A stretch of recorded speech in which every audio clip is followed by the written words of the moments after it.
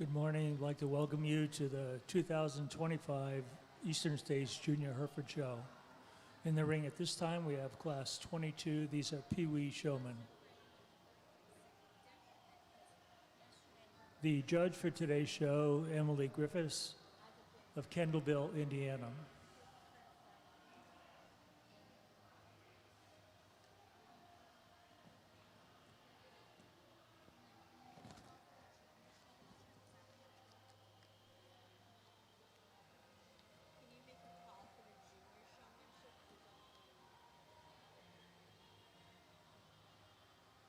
Attention exhibitors, we would like junior showmen to the make ready area. Junior showmen to the make ready.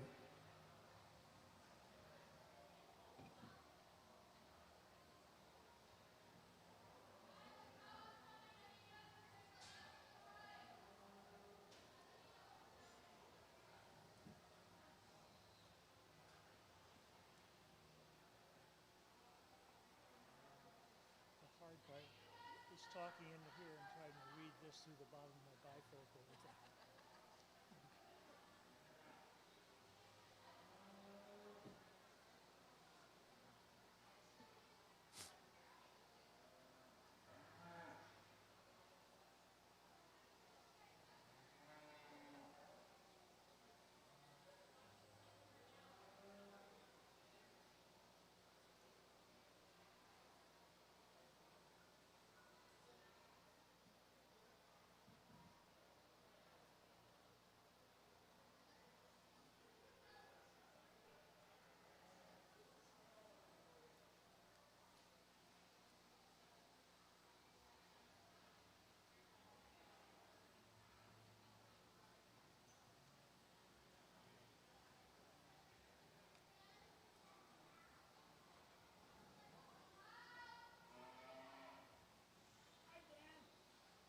Hey, Myron, how are you? I'm good. Here, you know what? You can have the seat right over here. Where's the cordless stand? Not out yet.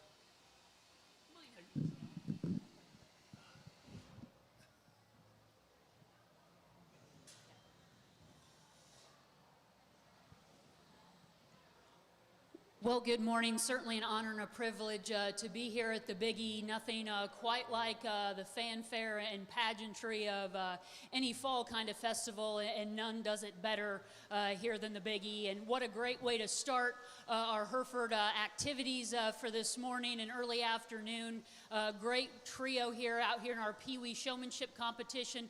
Understand that unfortunately we just get to pick one, maybe in some ways not necessarily about working through these quickly, but we'll try to be effective and efficient throughout the show, but just I think one individual out here that just kind of surfaces really a mature, poised, confident kind of show person, and I think we could leave him out here for a tremendously long time and have kind of an equal result. Actually ask the ring steward out here, know we ultimately get to pick a top 5 if our Pee Wee participant is going to be a part of that, and unfortunately he told me no, but I think the kind of showman that sets the tone for the kind of quality and caliber that we'll be looking at throughout the morning. So outstanding group out here of our Pee Wee showmanship competitors. Let's give all 3 of these young people a round of applause. Going to be a great Hereford show for today.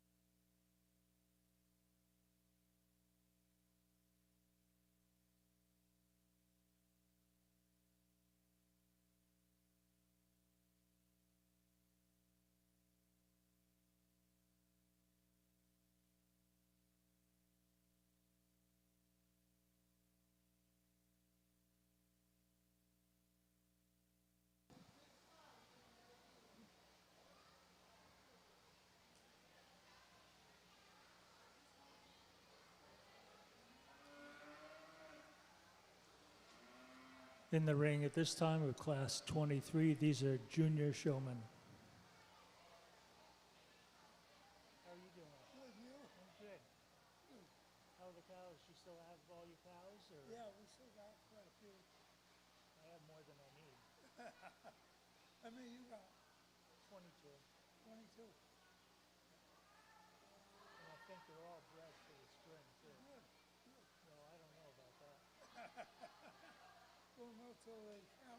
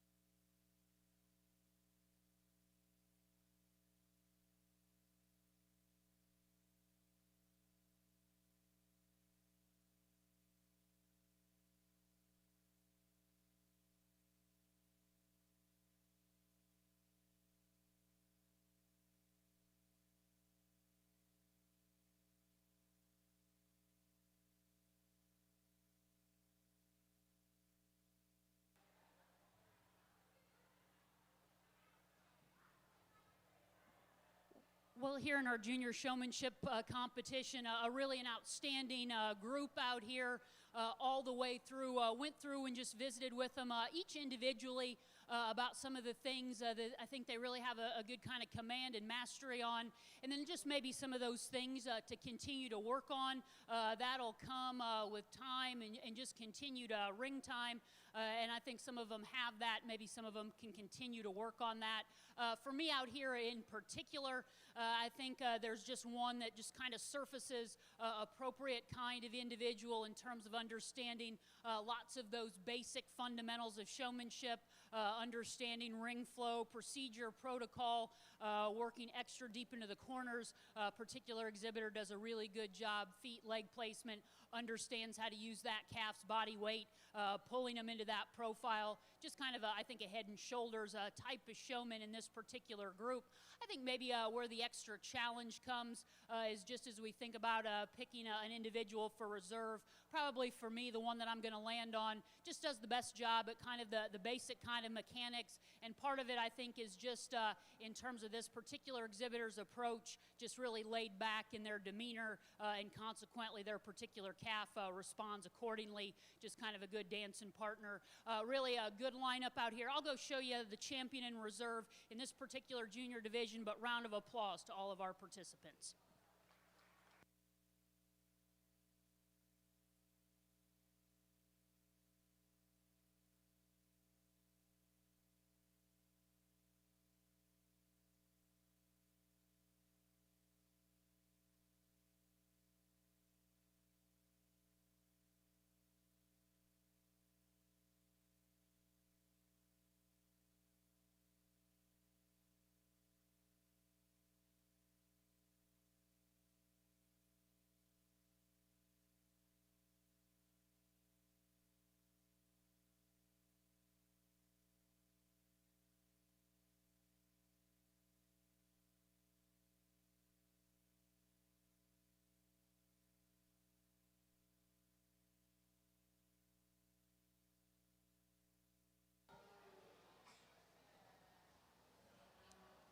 Kim, so the top 5 are coming back, or?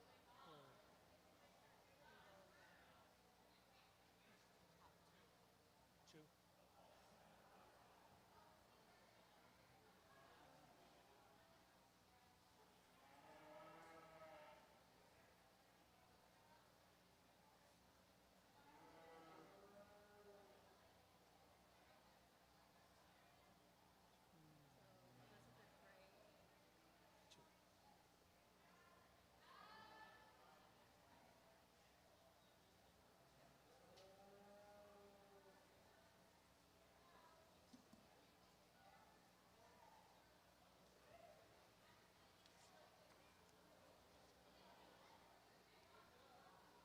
No. Which are these?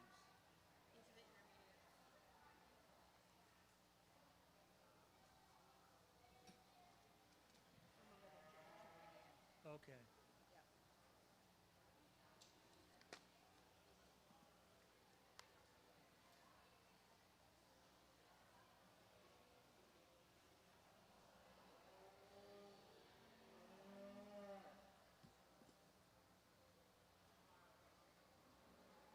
From class 23 junior showman, first goes to Elizabeth Wright, and second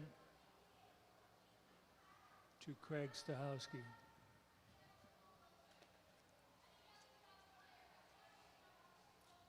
Class 24 intermediate showmen are in the ring. Senior showman should be at ringside. Senior showman should be at ringside. Okay.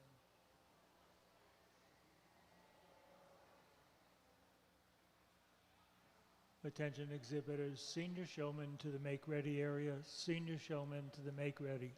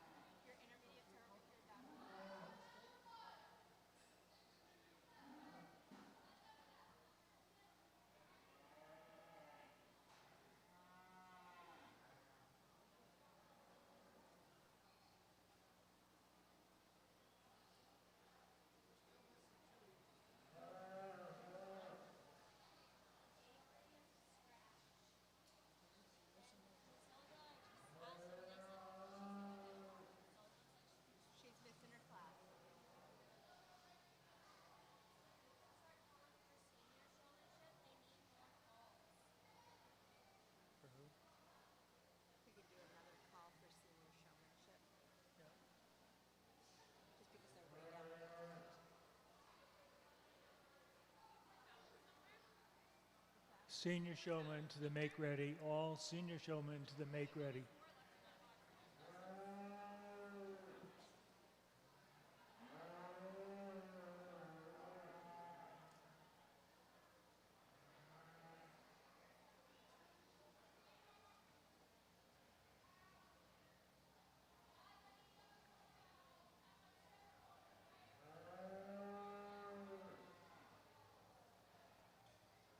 You been selling your beef pretty good?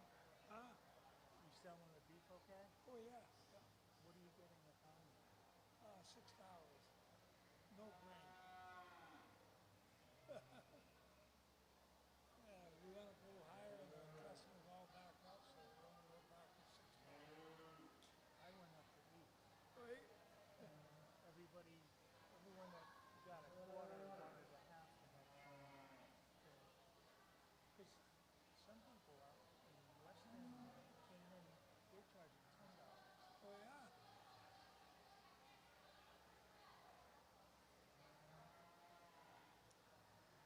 But you're not grain? Huh? No grain? No grain. Yeah, that's expensive. Yeah. Well, the processing fee is not cheap anymore. Yeah.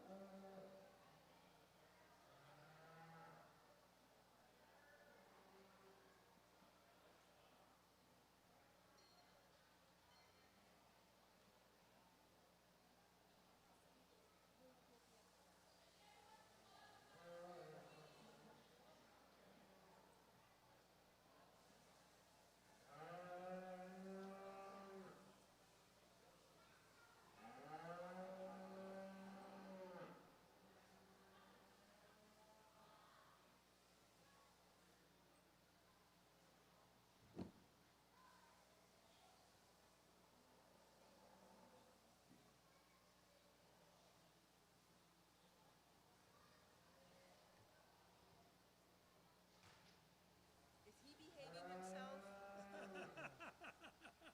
How are you, Dan? I'm good, yourself? I'm doing well. I'm trying to keep my mom and dad going. Good. This is a big class. It is. I was just telling Ross that I'm looking for 5 feeder calves, probably. She's doing my feeder now. Okay. I manage all the cattle and everything on the farm and all the beef sales. But my brother Myron is looking for 5 feeder calves that he wants to feed out over the winter, process them probably next June. So, do you know of anyone that has any feeder calves? I would take a couple more myself. if I Okay. Well, I'm heading him down to the Middlesex auction. I contacted Lisa down there, but the day that the auction is, I can't go with him because I am enrolling 4-Hers in the Stafford 4-H. So, anyways, Is Yukon having a sale this year? no, they usually have outsourced theirs in past years to the Middlesex auction. Okay. So actually, I'll have to contact Mary Margaret and see what's going on this year. Because every year things change, you know. When my friend Cindy was the head of animal science, they outsourced. And they outsourced their hay and their silage, but this year they're doing their own hay and outsourcing only the corn silage. So they change every year. So you're looking for a couple of... Well, sort of. I mean, I just told Myron that we have 15 cows that are safe for calves next April. And right now it's just myself taking care of everything and my wife, so we have no help. Yeah, see, that's how I feel. I'm taking care of everything for my dad, no help. I have Roger, but Roger has a different idea of things, and it's not common to put it like nicely. But just trying to keep my dad's cattle, marketing them for him, and right now I'm outsourcing the corn silage cutting this fall because my dad and I had a job just trying to get the old chopper repaired for harvesting, and I've got it ready. The corn will be ready around the 28th. And we have a chopper that's I just had one of my chapters, they had to take in, needs a complete engine overhaul, so 10 grand for that. Oh, this chopper, this 2-row chopper was just parts alone was over 10,000. And then that didn't include labor, and they had to take it all apart. And so I said, "That's it. It's unfixable. We're going to take it to Livier's." So I noticed the Sebaskis, they're a big dairy operation down the road, and the Liptons, they're all outsourcing with this K&S harvesting. So I contacted him, and of course he chops like 80 acres, 100 acres for them, whereas we're just 13 and a half acres. But he's going to try to squeeze us into his schedule, and I have to meet with him. He's coming out to the farm this weekend to look things over to make sure that he can get into our silo because their machinery is huge, you know. Is that we have one very large dairy farm that bought 2 other dairy farms, but the father and son, 51 years old, dropped dead in the shower, and the dad's 84. And Wow. yeah, Your dad's 84? yeah, He's still alive? yeah. Good. But That's horrifying because like the Sebaskis, I was down there talking with Jesse, and something recently happened with somebody else that we knew that just their son died. You don't expect to outlive your children, you know. It's not only that, but if the kids. Well, here in our intermediate showmanship division, outstanding lineup of young people, those that are still head to tail along the rail, no particular order, vying for contention for our awards in this particular age division. Those individuals along the rail just actually kind of peeled them around, made the most sense to line them up side by side, so they're not in any particular order either. Maybe just in an area or two don't quite make the cut today. All do a really nice job. Young man here on the end, maybe just not that extra style pizzazz. He's got a tendency to kind of want to get his halter gathered up, the strap there. Again, just a small thing, but enough to sort him in this kind of high-end competition group. Young lady there second from the end, maybe just not quite as aggressive, assertive. I think she understands how to get the feet and leg placed on that one. Maybe just not that extra kind of confidence and poise in how she goes about it. Young lady here, third from the end in the black shirt, does a really nice job. That one's won probably just because of how that heifer is, probably how she's kind of progressing in age. We could maybe get her top line up a little bit. That's just going to take that one from good to great in terms of as we think about what we should do to get those extras from presenting one in the confirmation show. That one also could use her halter maybe moved up on her face a little bit farther. Young lady there in the pink, not going to make the sort this time. I think a really good command in terms of getting that one silhouetted and presented. We maybe just saw her a time or two when that heifer wanted to get out of line, wanted to pull that heifer towards her. We always want to, when we make those circles, push cattle away from us, just a kind of a safety precautionary thing to keep them from stepping on us. Kind of gives us a little bit more control and how much kind of personal space those cattle have. Two young ladies here just out of contention. I think both do a really good job. Just unfortunately, one of those kind of fundamental check boxes in terms of showmanship, just being on time. In fact, the singular time that I can remember that, in my opinion anyways, that I did win showmanship is that I shouldn't have is when Tyler Cates let me win, and I was way late for my showmanship heat at the Premier Stockman a couple decades ago. So just those small things. Individuals here left along the rail, talk about them each a little bit individually because I think they deserve that. Young lady here up at the front of the line, love just how she goes about the business of getting that one showed. She's an ultra calm, laid back kind of a show person, and I think even with the young age of that calf, her dancing partner responds accordingly. Again, does really good job in terms of the basics of how she gets that one's feet and legs set. Maybe just a small thing in terms of utilizing kind of our whole ring. Maybe didn't push quite as far back when we came around for our S-curve, not quite as deep into the corners, and irregardless of ring size, and especially though when we have a quantity of cattle like this in a class, the farther you can actually get cattle of any size back from the judge, allows them a better kind of bigger picture and perspective. So just that small thing. Young lady that just happens to stand second in the lineup, really good, again, in terms of basic mechanics. I actually really like her, how she goes about the business of leading that one. She's a little bit more palms up. Maybe that's the horse person in me. Likes how she holds her hand. I think it gives her a little bit more control of the head of that one, too. Just allows that one to have a really natural, kind of comfortable gait. And then we get her on the stand, and she gets that kind of picture-worthy look every time. Maybe a time or two we got a little close to that calf in front of her in terms of kind of a spacing issue, but just really, again, like her kind of basic fundamentals, some of that little extra stockmanship flair. Young lady here that happens to stand third in the lineup, I think a really good job in terms of, again, basic understanding, utilizing her whole ring, really kind of appropriate spacing. Does a good job in terms of getting the front end positioned appropriately on that one, because that one's maybe where that one's a little bit suspect, and any good showman should recognize that and work at that a little bit more so. That heifer's one that, again, just because I think we have that kind of caliber of showman, we could maybe ask her to get that one's neck up a little bit, push her nose down. She's got a tendency to want to run a little bit downhill, maybe work just doing some of those extras, getting the front end elevated on that one, and I think we can do that by just in terms of how we position that head and neck. Similar things, actually, young lady there with the goggle-eyed heifer that just happens to stand end of the lineup.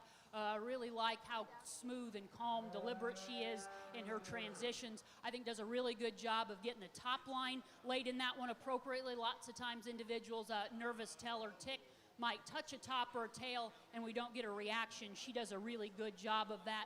That one's one already kind of tremendously long, really got a nice kind of a look. Actually, we could probably benefit from it. I know this is something that lots of individuals don't get told, because the last thing they get sent in the ring was keep their head up. Actually, that one, pull her head down and her nose down. What that's going to do is always stretch the neck, take out some of the top of the wrinkles on that one. Again, just kind of that small thing. And then every so often that one will get a little up underneath herself in terms of those rear two. We could maybe work on pushing those back just a little bit. For me, showmanship is very much about individuals getting these cattle presented.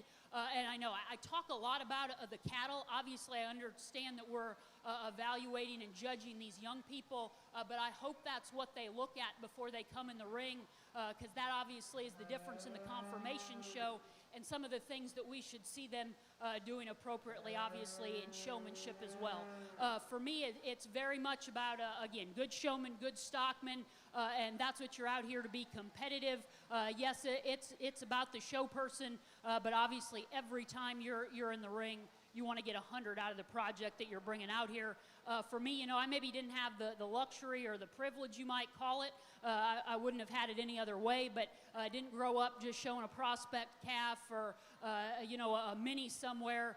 My first foray into the ring was at the Michigan Beef Expo. My parents sent me in with a 1,500-pound yearling bull and said, okay, you're going to show this one because the bull buyers want to see that he's tame, but it's going to be the difference in how the sale order is. So that was my experience showing cattle. That was kind of always the pressure that I had. So I think irregardless of age, especially in this kind of level of competition, those are going to be my expectations. I'll go out and show you in this division which two I like best. We'll just keep a champion in reserve, but outstanding lineup out here. All of those that are in contention, those that maybe weren't for just those small reasons, but round of applause to all of our intermediate exhibitors. Great lineup of show people.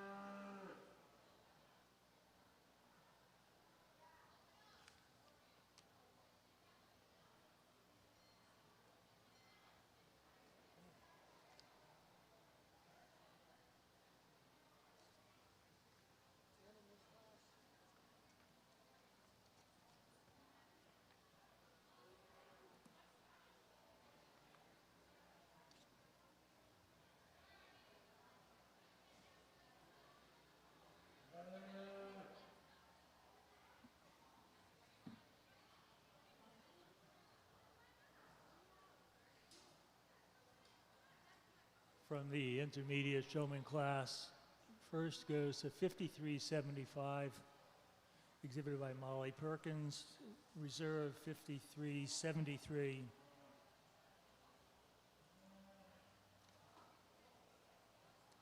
No.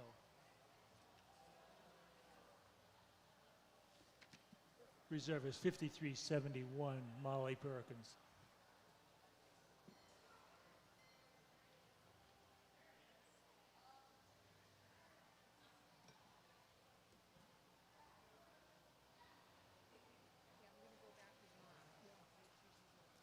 In the ring, we have class 26. These are senior showmen. Roger's been trying to call me. I called him back, but he doesn't even answer, so I don't know what he needs. But I told him to go over to Dan Earlier's fields today to drop those so that we need to get on top of that.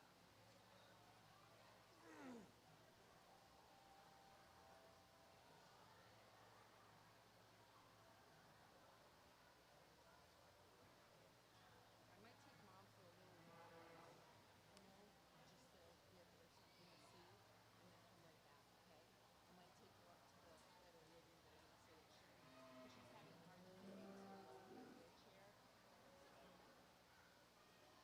to the wheelchair. You're gonna stay here. Yeah. All right. I'll come back for you, okay, Dad? Find out, Barbara. Find out if she wants to go. Find out if she wants to go.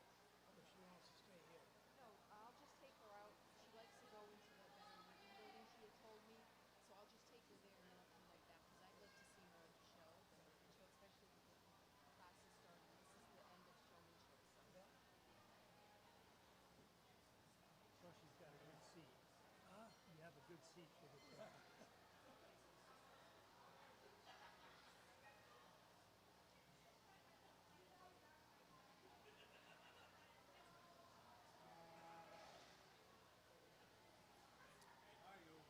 How we doing? Hi, how you doing? Vance Oakley, how are you? Good.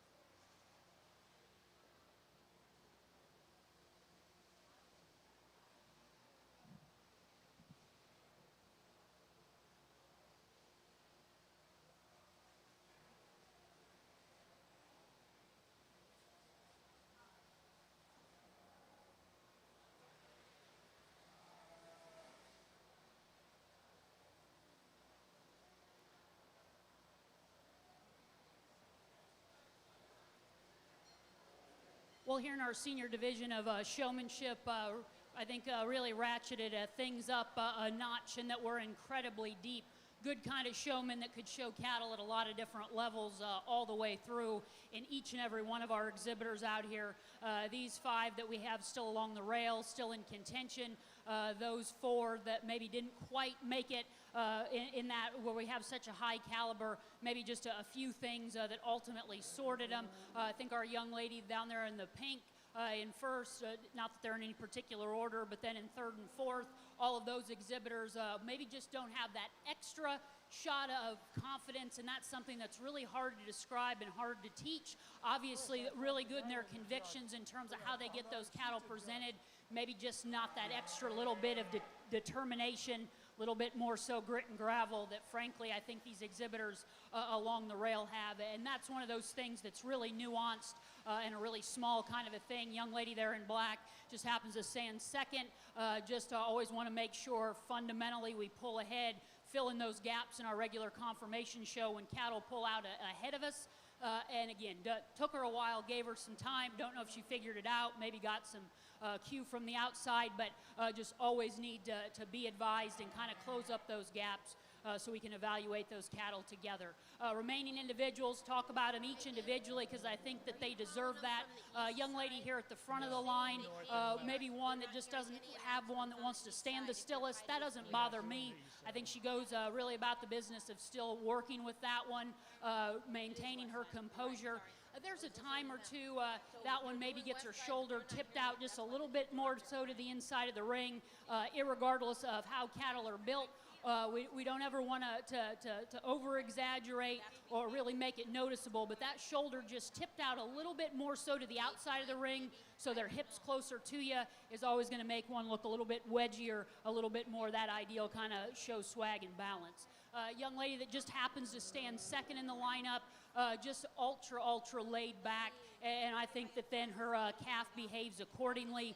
I really like how she is just slow, deliberate, from the way she scratches to the way that she places those feet, knows where she wants them to go, but remains ultra calm.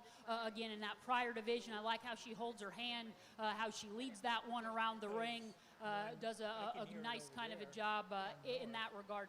Maybe a time or two, you know, she does do, could do just a little bit extra. That one has a tendency to want to get a little camped out up underneath herself. We could maybe push those front 2 legs a little bit farther forward, but that's being a nickel critical of an exhibitor that I think really does a dime job at getting them shown. Young lady that just happens to stand here in the middle of the ring, obviously a good kind of mature professional show person, does a nice job, I think, working with manipulating that calf.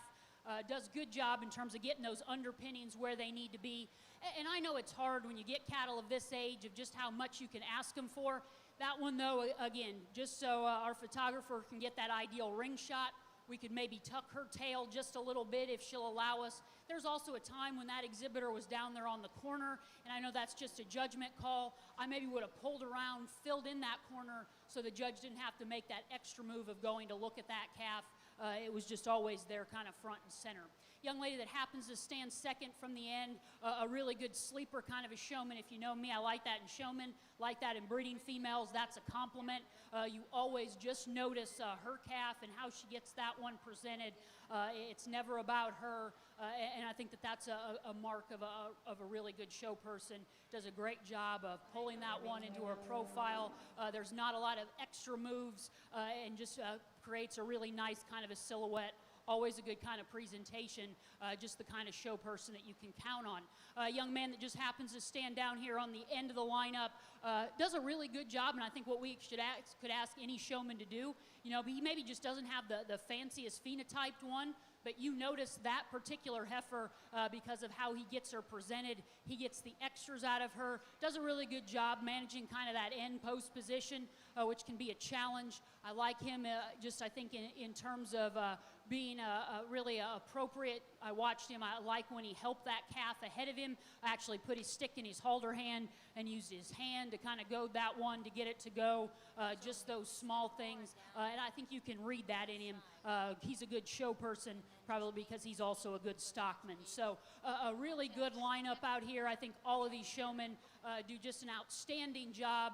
For me, showmanship, very much about the business of getting cattle shown. I've had the opportunity to win showmanship at junior nationals in 5 different breeds, and the only reason I tell you that is because I've won it for lots of reasons. Go to the corner, stand on your head, make it a quiz bowl, show without a stick.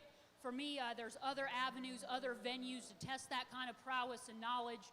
Showmanship for me is about getting cattle showed, and as I always said, last time I ever checked, when I would show my coming 3-year-old bull at our national show, nobody ever asked me how much he ate, and I wouldn't be caught dead showing him with a pink stick. So for me, this is an outstanding lineup of show people. We're actually going to ask 4 of these, so I'm going to pick a top 4, and then I guess we'll kind of end up for an honorable mention, just as we think about putting together a top 5 overall show person.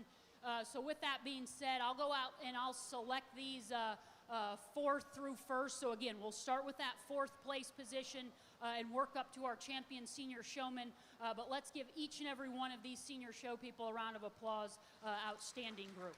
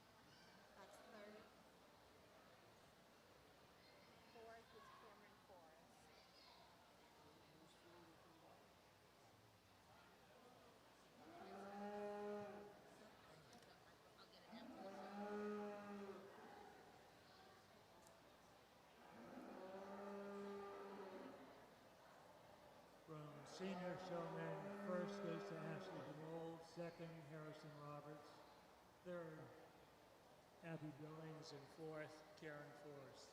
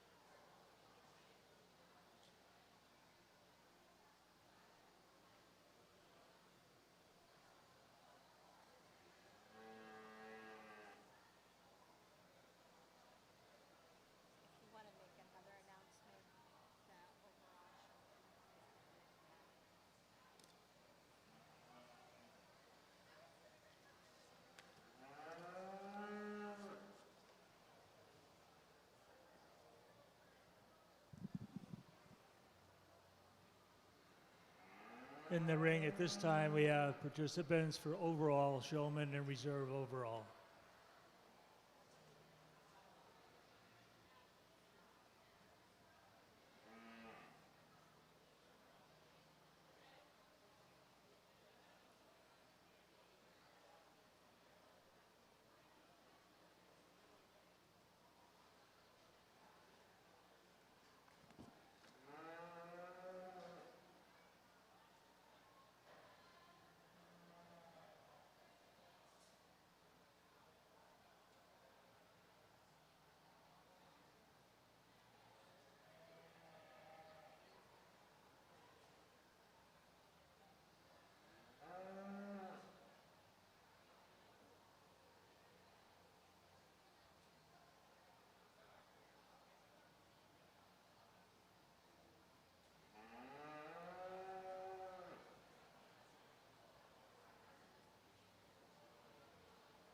Well, out here we have our three division winners and a really impressive culmination as we think about selecting our top 5 showmanship participants out here in your Hereford Junior Show. I think such a great opportunity and avenue that we're able to have these showmanship divisions by breed. I'm sure these young people in some ways tire of probably competing against each other, but iron sharpens iron, and I think that that's evident by the results that we have out here. So such a great, I think, display as we step up, even as we think about, unfortunately, our Pee Wee showmen that can't be out here and compete. It's an absolutely lethal top-tier group of exhibitors all the way through. For me, as I've tried to describe and discuss, as I work through showmanship, I try to have lots of practical kind of applications in what I prefer in terms of how individuals position themselves or position their calf, how they set their feet, how they position the head and necks on them, whether it's just for a safety or aesthetics of the particular calf, but always about kind of maximizing the package that they're bringing out here. Ultimately, though, in showmanship, one of the really, I think, the hard things to describe and articulate is there is an element of preference that comes into play, and some could say the similar could be said in our regular conformation show, but, you know, that maybe makes a little bit more sense. Rewarding structure, toe shape as it affects longevity, muscle mass, because that has terminal incentives. Out here, how an exhibitor maybe holds their stick with a little extra style, how much bend they have in their arm. Those are all very nuanced things that can be preferred one way or another by one judge on a given day. So a great lineup out here all the way through in these divisions, done the fundamentals correct and appropriately, and then we'll just kind of rank them maybe by some of those little bit of extras that they do out here. Again, absolutely outstanding group of Hereford showmanship participants all the way through. I'll go out and select a top 5 as I like them today, but truly a round of applause, each and every one of these participants, outstanding caliber show people. He's my chaperone. He's your chaperone. Good luck. This is a tough one right here.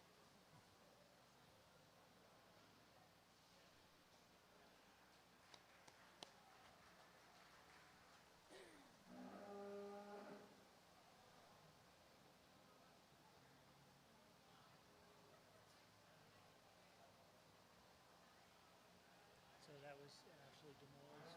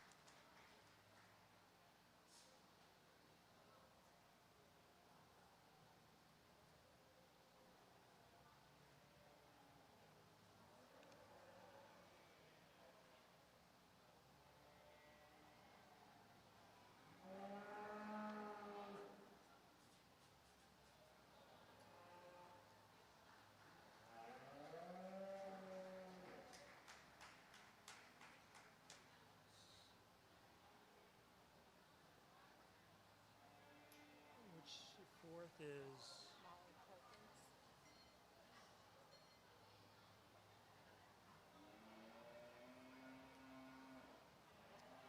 Molly Perkins and Karen. Cameron Force. Yeah.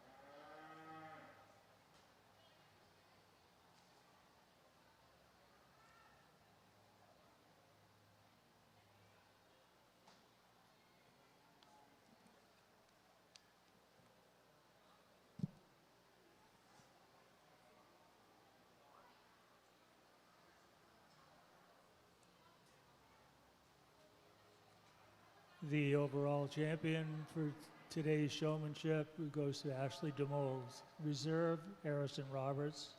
Third overall, Abby Billings. Fourth, Molly Perkins. And fifth, Cameron Forrest. We'll do them at the end. We'll do. Let me just.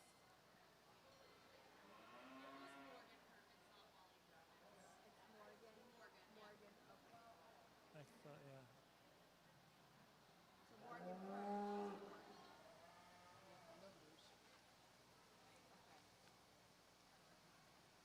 Yep. Morgan.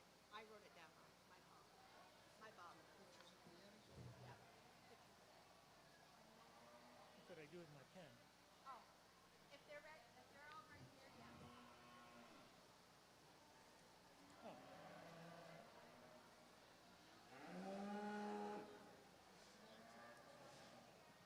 We're doing a quick picture break for Showman.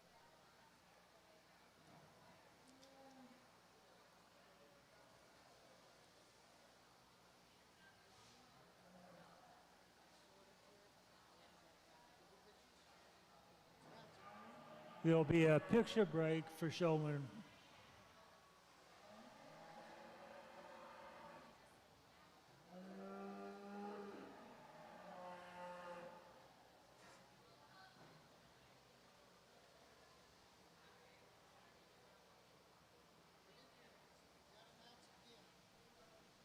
Again?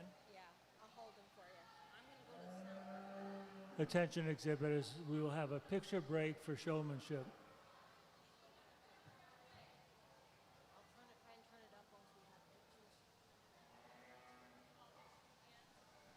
I'd like to do the Showman right now. But just Showman.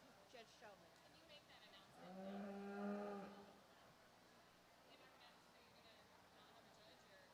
With the judge. We can have the top 5 for Showman. Showman for pictures.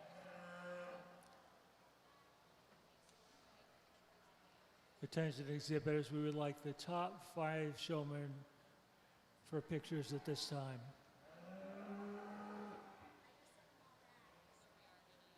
I want pictures of the Showman. Yes. Yes, that's the answer.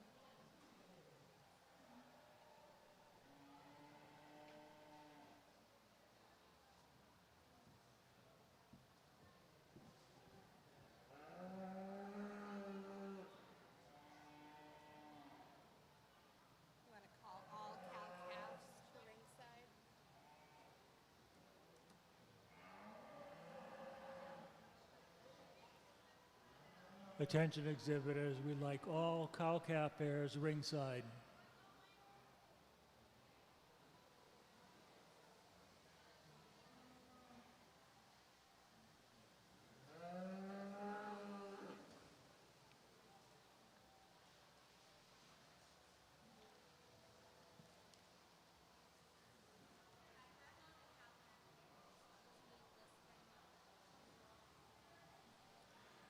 In the ring, we have Class 801 cow-calf Group A. These are dams 2 years and under 3.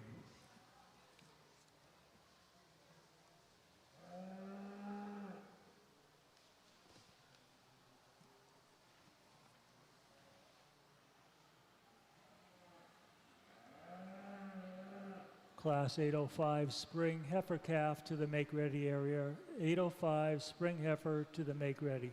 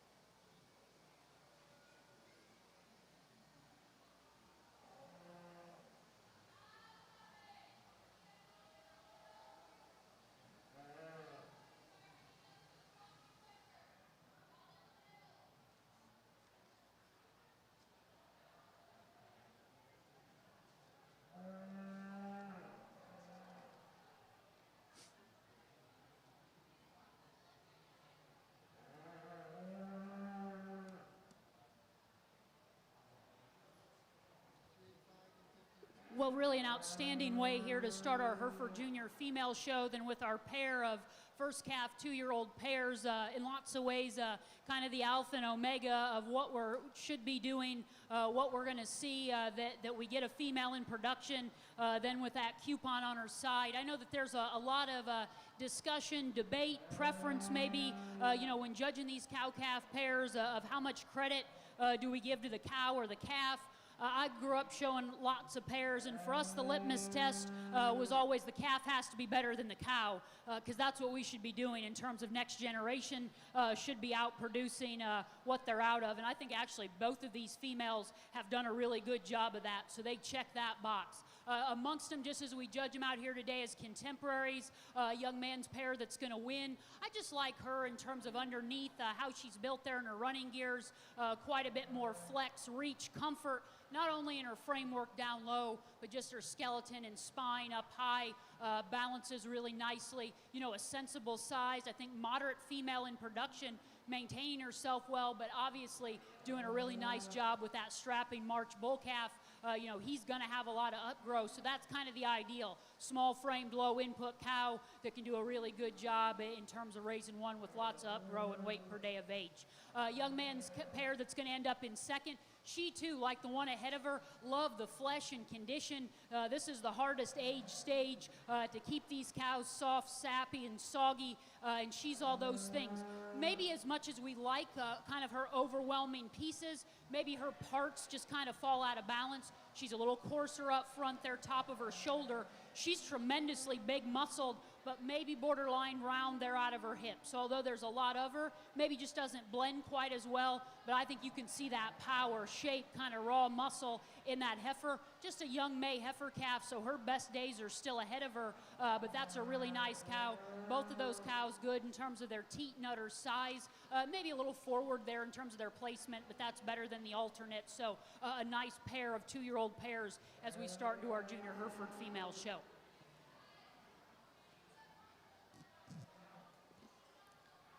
The placings from Class 801, first, Harrison Roberts, second, Gage DeGroat. Class 802 in the ring, cow-calf, Group B, 3 years and older. Can you do a testing 1, 2,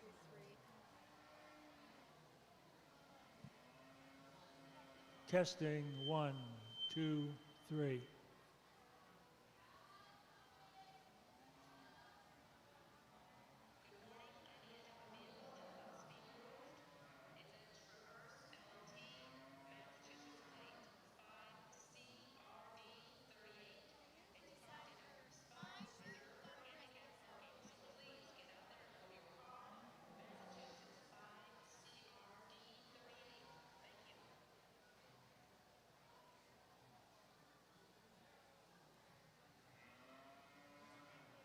Well, here in our aged cow class, just a single entry, but a really nice female. She's a 4-year-old, so really should just be hitting her stride in terms of kind of getting comfortable with the whole being in production thing. And I think you can see that on this freckle-faced female, just great in terms of her maternal prowess, good in terms of the kind of flesh she's maintaining, good enough udder underneath her, really powerful foot kind of column of bone that she has, a really attractive, nice kind of May heifer calf there that's in front of her. We'd maybe like to, for again, age of the cow and kind of how she's holding herself together, maybe see her give just a little bit more of that growth kind of center body to that heifer calf, but obviously lots of gas left in the tank. That's a really nice pair of females here in our aged cow class.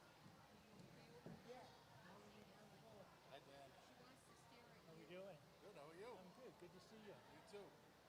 I heard you. I just had to come see you. You been good? Yeah, you? You want to announce the last class was that was first place. To announce it.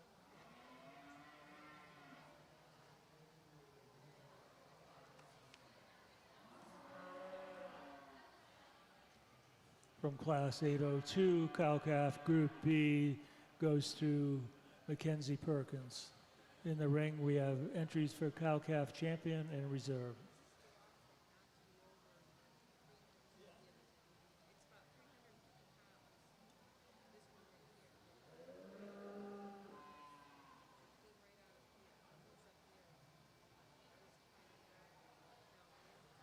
Well, as Hereford breeders, you should be really proud at the display of females in production that we've had in our cow-calf show. Not a lot in terms of quantity, but that's kind of expected, but really tremendous quality.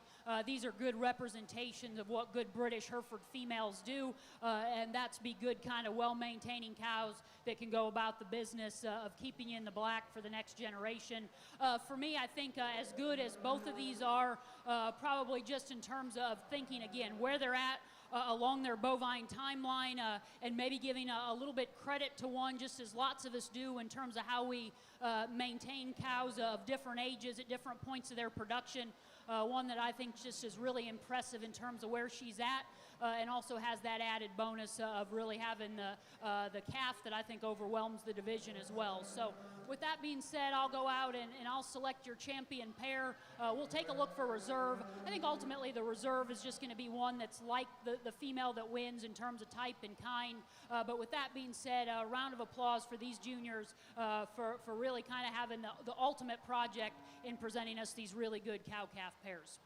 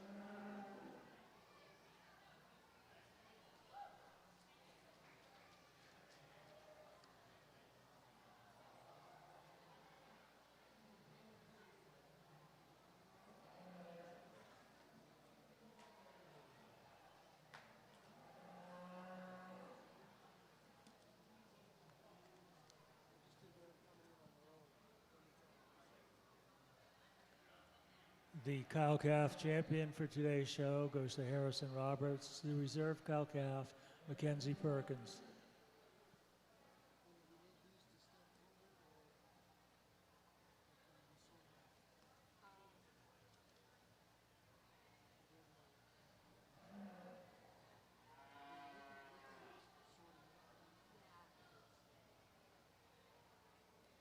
We're not. You're letting them do pictures, or Pictures at the end. Well, maybe because it's cow-calf. yeah. Just let's get the cow calves out of the way.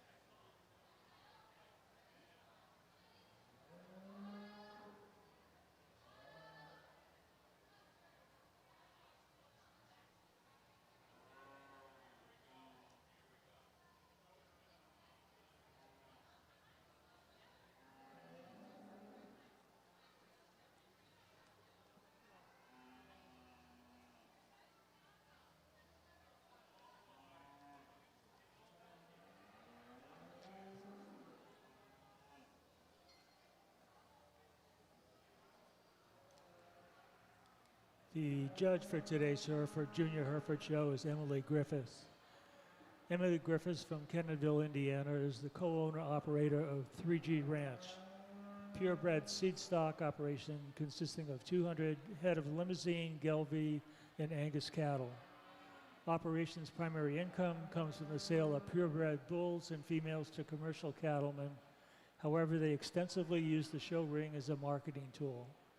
3G Ranch has bred and exhibited national champions in 5 breeds. Presently, in addition to selling high-quality seed stock, 3G Ranch markets a number of premium age and source verified feeder cattle. Emily is judged in 28 U.S. states and 3 Canadian provinces.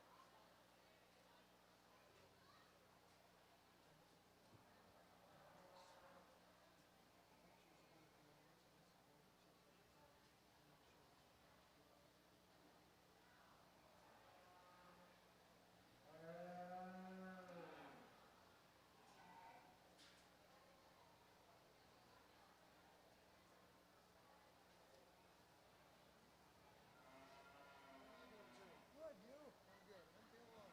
How about your neighbor? David? Let's keep it going. Yeah. It looks like you got thirsty.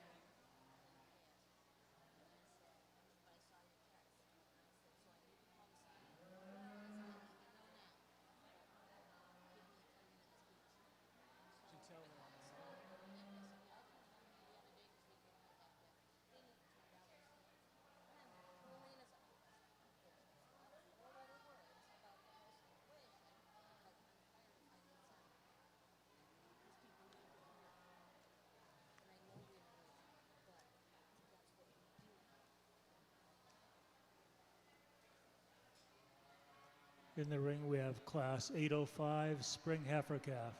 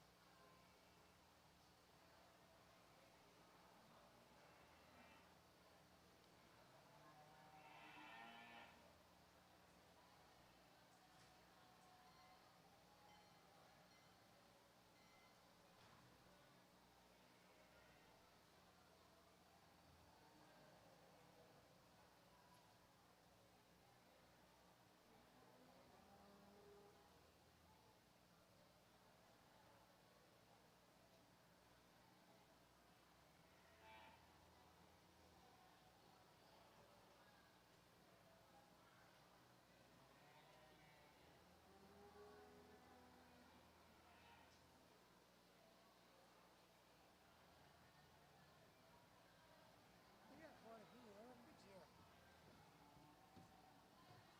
Some out of New York and Pennsylvania, Connecticut, Massachusetts, Maine. All the other shows were so small. Like last Wednesday was the steer show, and the heavyweight steers were only 4 inches.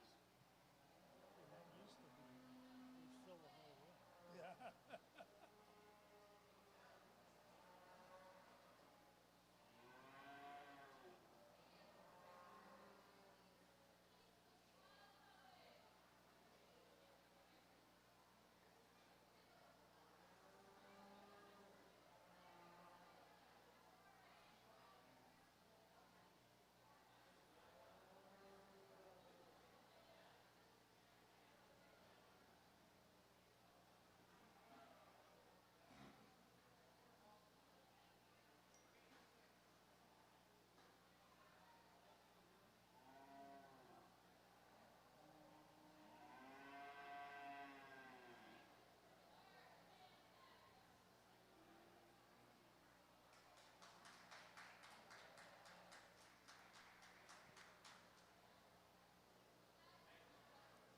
Well, a really outstanding class here to start into our late spring Hereford females and good quality all the way through.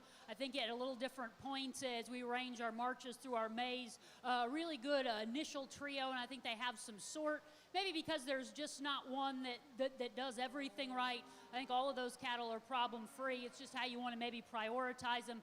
Heifer that wins, just like her in terms of her basic build, I think is where her handle lies in those top two from the ground up. Not only is she built on a little bit more rugged, powerful kind of foundation, and her framework up high tells that same story, but she's just quite a bit better in terms of how she gets out and goes out of her shoulder. I think hinged, looser, more flexible out of her hip, has more reach and drive underneath. Now, admittedly, because she's probably a little bit shorter, maybe the question mark on her is just where is she going to sit in terms of long-term grow. As you study her face and her cannon, obviously, naturally, she's a little bit just more so early maturing. But again, just like her basic build, comfort in her skeleton at still this young stage to give her the advantage. No doubt heifer in second, later, longer maturing kind of a female. And I think, though, what becomes the challenge on this one is I love her in terms of her center body. And when this young lady gets her stop and put together on the stand, it's as you watch her get out and go that she's just not quite as comfortable, not quite as athletic.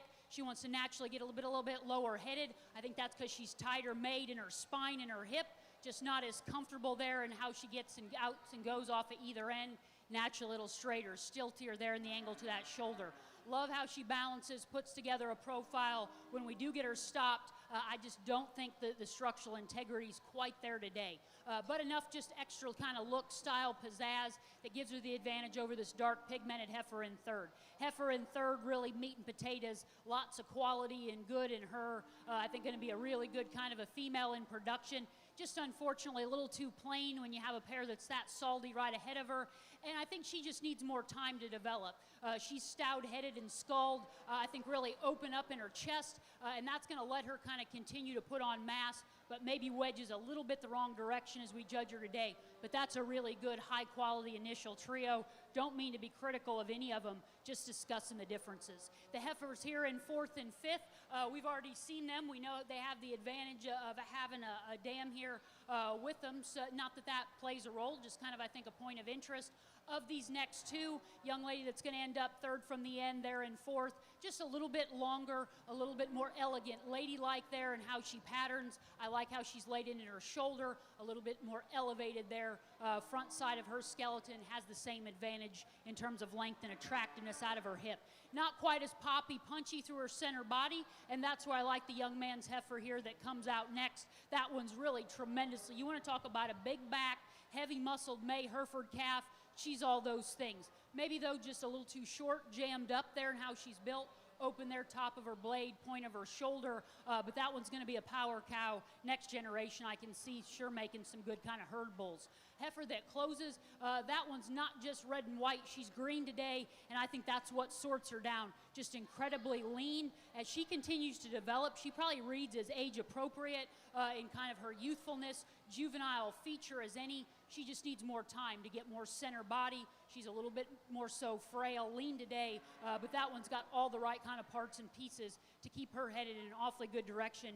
Young lady's got a good show project, and more importantly, still a better brood cow that ends that first class of springborns.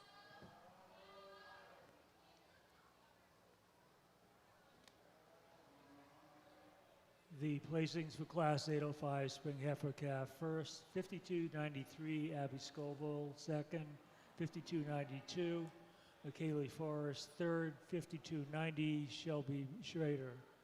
Placings in your catalog go 5, 4, 6, 3, 2, 1.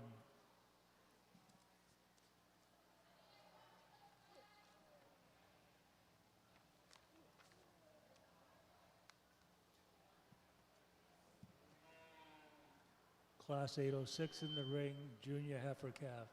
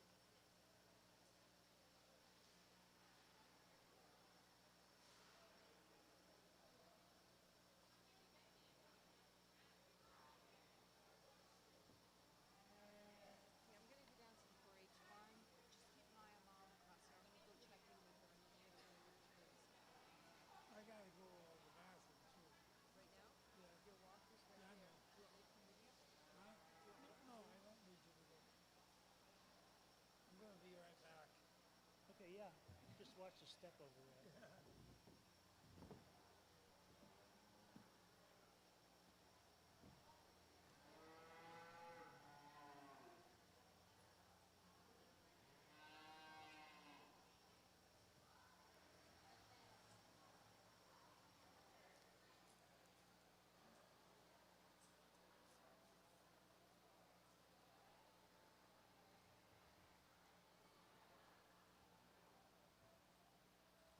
Well, here in our winter heifer calves in our Hereford Junior Show, a nice pair of January females. I think probably at a little different points where they're at in terms of their true maturity. I think irregardless heifer that wins, just like her in terms of regardless of what division she falls in, just tremendously powerful, big ribbed.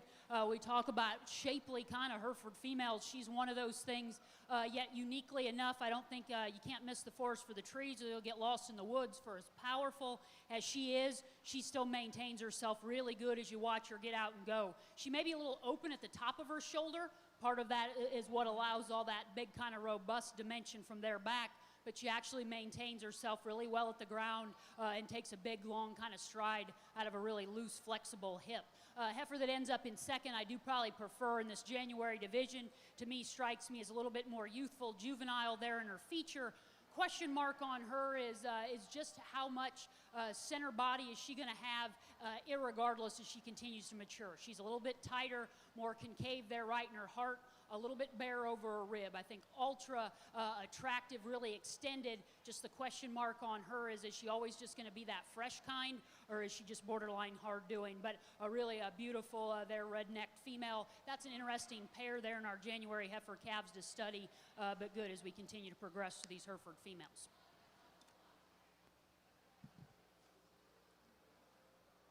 From Class 806, Junior Heifer Calf first, McKaylee Forrest, and second, Zoe Violet.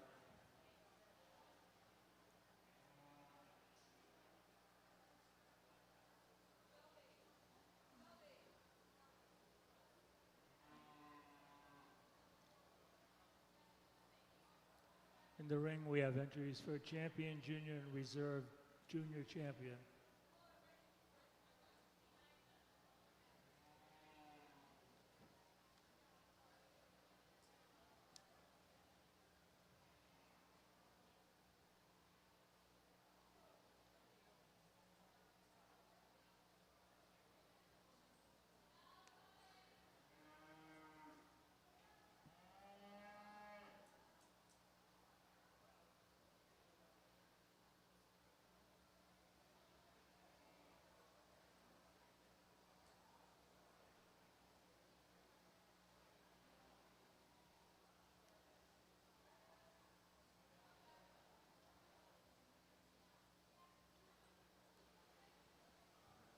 Well, here in our Hereford female show in our first division, we bring back our March and our January heifer calves respectively. So obviously just in terms of where you think of where they're at in terms of their growth curve, at some pretty different points, and I think that we saw that in some of those classes just in terms of how they're developing. Obviously, I think in terms of pattern precedent, rewarded a pair of more similar females that we have in our first place lineup, just in terms of really powerful, broody type of females that are good beef basics from the ground up. And then a pair of just kind of tidier, maybe albeit fresher, leaner females that also have an incredibly bright future that make up that row of seconds. So really good, and that's been the case all the way through each of these classes. These young people should be awfully excited about the season and hopefully lots of years in production of all of these heifers in this division. There's a pair that for me just suits in terms of type and kind, and one that I think just overwhelms the division. I'll go out and show you which two I like best, but round of applause to all of our Hereford calf exhibitors.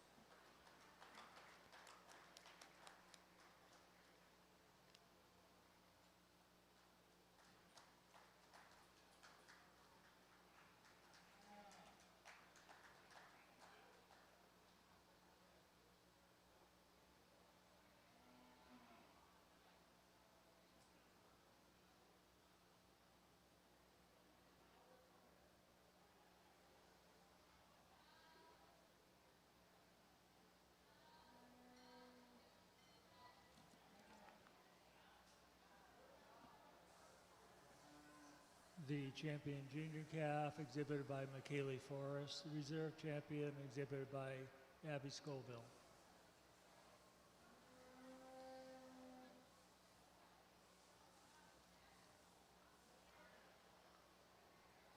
In the ring, class 809, winter heifer calf.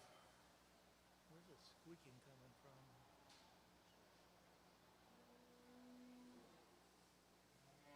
And the ring's not that loud.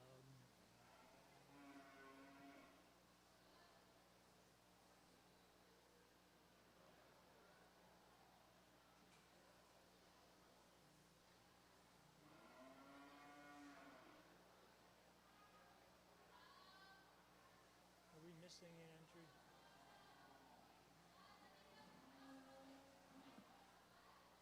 No. Oh, you have two scratches. I only have one. Yeah.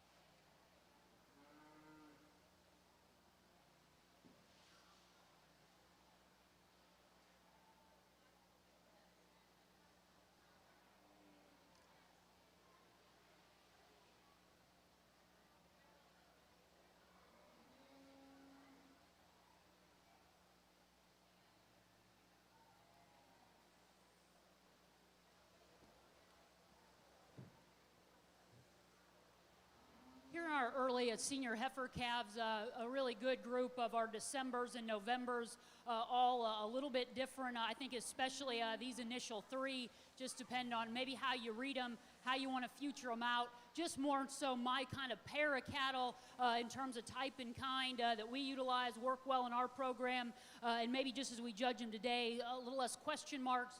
Going to be the two young ladies that are going to here lead off in first and second, just kind of sensibly sized, moderate females that probably as a result of the package that they come in, that allows them to balance and proportion a little bit better today, kind of at this stage of their growth. Amongst them, young ladies heifer that has the advantage, just so much more heart, forerib through the front third of that one. That's just really powerful kind of cattle, stout skulled, wide chested, big back, and yet as we talk, still handles all that power in a really good kind of mode and modality. Heifer that ends up in second is one, similar things in terms of lots of maternal center body and sweep. I like how she is in terms of her hip. She's maybe won that same location. I'd like to set her down a little lower, more functional there in her tail head, and she's one we could give her just a little bit more power right in there behind her blade and in her forerib, but I think still the advantage relative to kind of size and future over that heifer in third. Heifer in third's an interesting case study. I think that there's lots of breeding pieces on that one.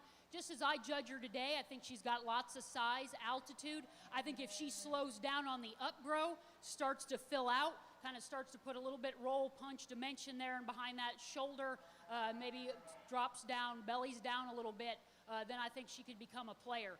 Really well fit, well fed, well presented, quality nonetheless today. Just be interesting to see how she continues to develop. I think that one's got some sizes. Hopefully she's got some substance as she continues to develop to accommodate it.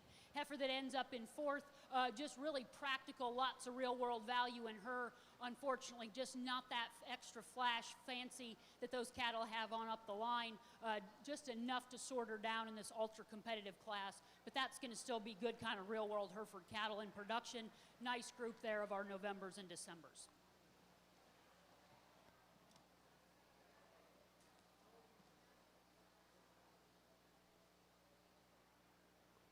Class 809 Winter Heifer Calf placings: first, 52.98, McKaylee Forrest; second, 52.97, Morgan Perkins; third, 5300, Harrison Roberts; fourth, 5301, Ashley DeMole.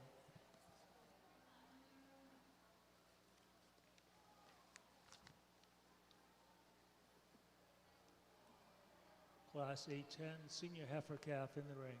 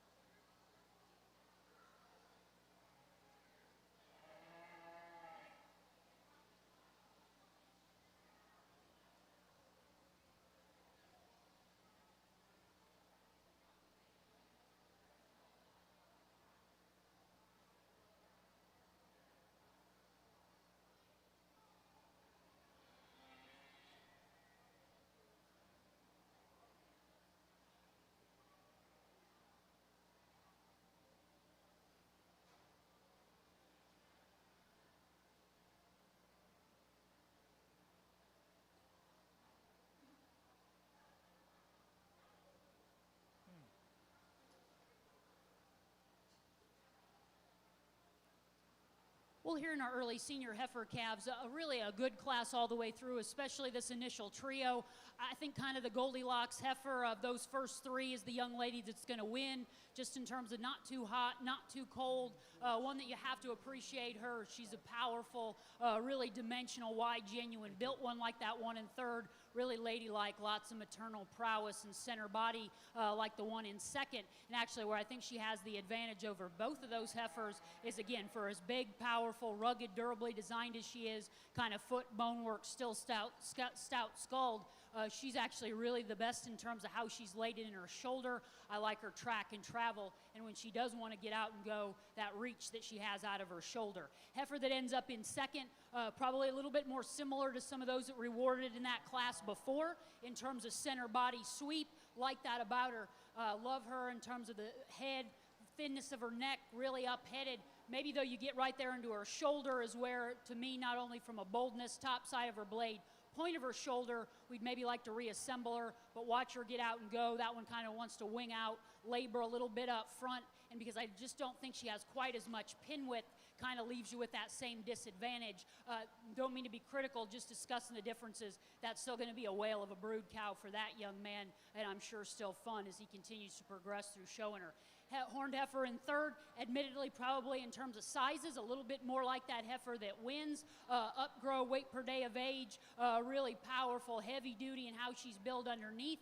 Trouble for me is she's just a little coarser head, neck, shoulder, and doesn't quite, for that kind of maturity and age that she reads that she has, not as robust, not as big, center body and hard as either of those two heifers ahead of her. But you want to talk about one that's got some muscle and really kind of a bone show, that's still an awfully good third place Hereford female.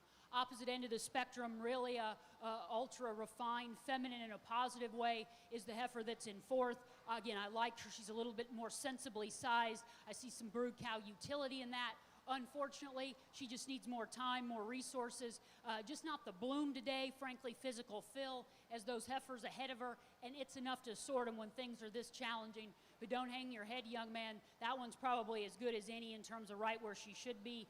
Keep on her, and she can give that top trio a run for their money. Heifer that ends up that closes the class, love her just in terms of her pigment, goggle-eyed female.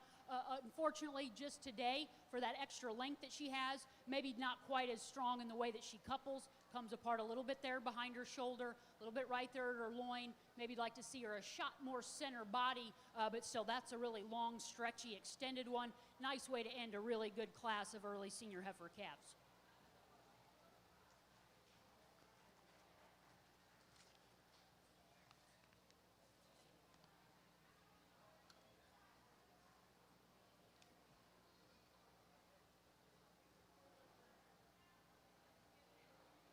The placings from Class 810 Senior Heifer Calf first, 5302, Adeline Blankenship second, 5304, Harrison Roberts third, 1214, Elizabeth Wright fourth, 5303, Aaron Atkins fifth, 5305, Charlie Gilchrist.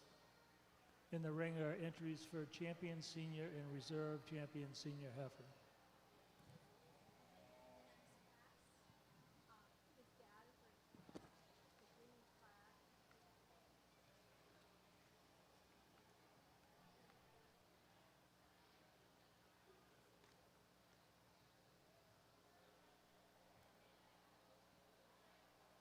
Here in our senior heifer calves, another really fun division, lots of quality all the way through as we bring them out here. All of these cattle, incredibly good. We talk about well fit, well fed, well presented.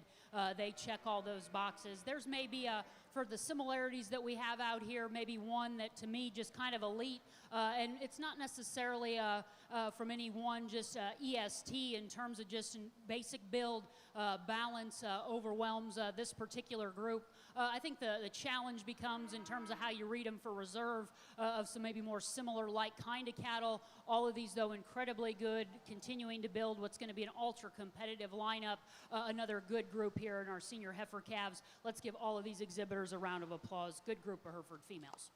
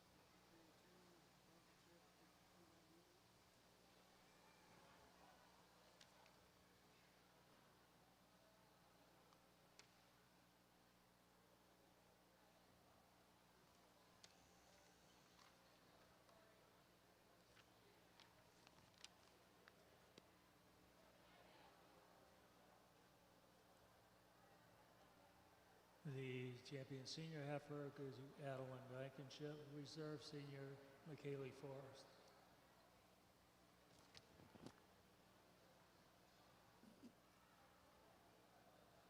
Class 813 late summer yearling heifer.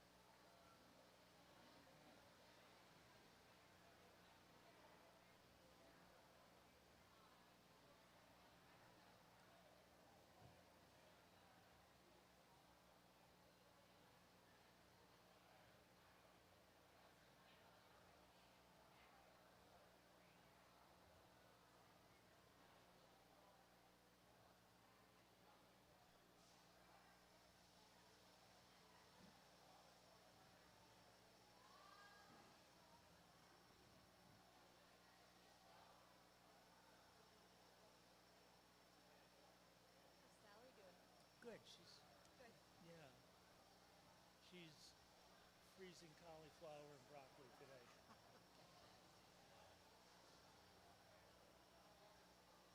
You have a garden? No, I don't. I haven't had time to do any of it.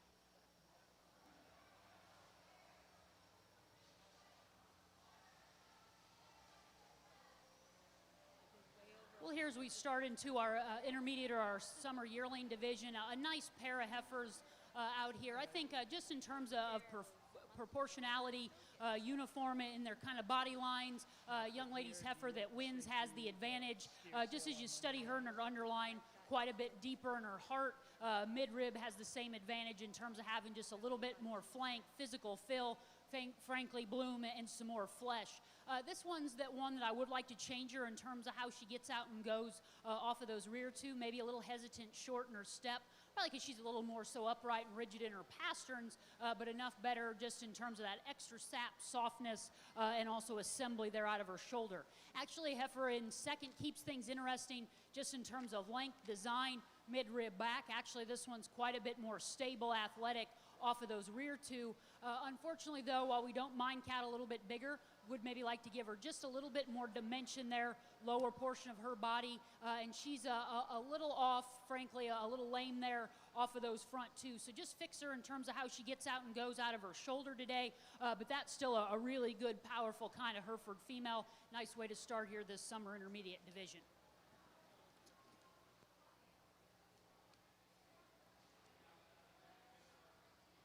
From class 813, late summer yearling heifer, first, 5307, Luke Bergeron, second, 5306, Kyla Gilchrist.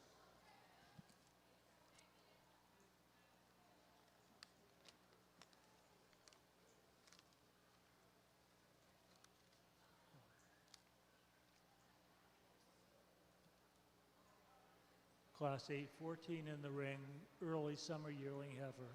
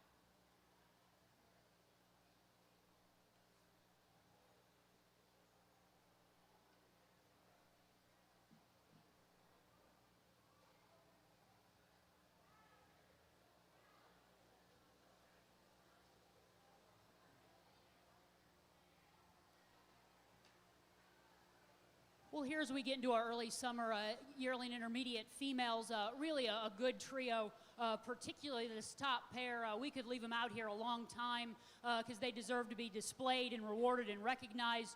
Both actually kind of especially shoulder back pattern really similarly. Young ladies, though, Heifer that wins, kind of a unique study. She maybe just not be the sexiest, smallest, geek-necked one, but if you know me, that's pretty sporty in of itself, how that one's built in her skull and her neck. Up front reads Power Cow, but she yet blends really good into her shoulder, and I think that's where her advantage lies, and just in terms of her reach, grab, not only the angle, but just the flex and mobility that she has up front. And I realize these are British females, so it's not all about necessarily muscle or butt cutting them, but of the two, she also just a little shot more real stifle lower quarter as well. Heifer in second, another really well-fit, well-fed, expertly presented one. Similar kind of center body. Actually, this one's a little bit more so heads up. You could say fresh-headed, sleeker, thinner-necked. This one, though, ask her to get out and go. She actually drops her head, I think because she labors, struggles a little bit more so out of her shoulder. You can watch her get a little straighter kind of wing out there, and just not as much true mass dimension right there at the seat of her pants. But again, an exquisite profiling, really expertly presented one. That's a nice pair there of summer-born heifers. Heifer in third, I think actually lots of real-world value in that one. Probably a little throw the victim of the fictional world of showing cattle in that she probably doesn't require as much feed as she's been getting. I understand that struggle. That's been my lifelong fights, trying to lean myself up. I think, though, if you do that to this one, you'll like how she gets out and goes, and she'll balance. Unfortunately, just a little past lunch in terms of condition, so it makes her look a little plain when you have that pair of salty ones ahead of her, but that's still a really nice power cow. Good class there of summer-born Hereford females.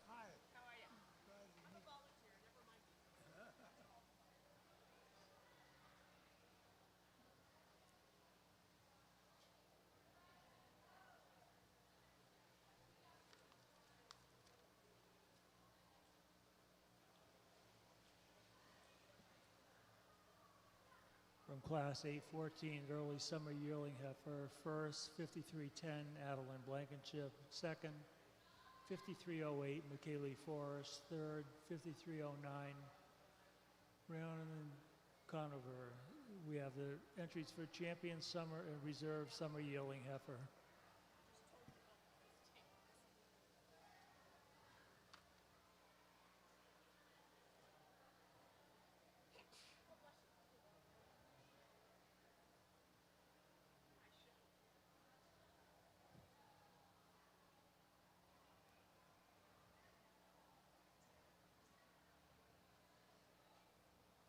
Well, an ultra-competitive division here in our intermediate Hereford females, and both of these classes incredibly good. For me, pretty quickly and logically, there's just a pair of females not only have tremendous quality, but I think you have to appreciate for this particular division where they're at, just in terms of how they're presented. Hopefully that's a reflection of their phenotype, but a pair that are really right on that kind of appropriate line of being fresh, youthful, yet still having the bloom and flesh to read as good kind of brood cows. And I don't care who you are or where you're at, that's a hard thing to do, to kind of walk that fine line as we think about presenting these cattle to this level. I'll go out and show you the pair of females that I like best, but round of applause to all of our intermediate division participants.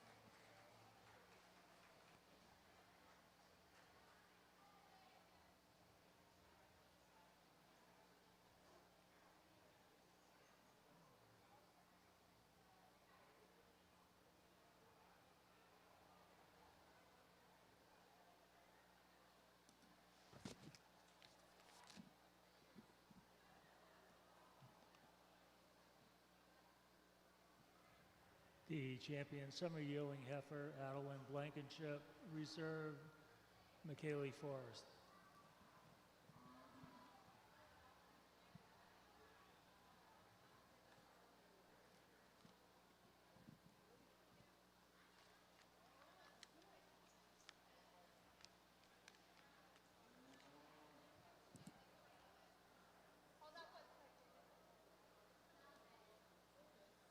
In the ring, Class 817, spring yearling heifer.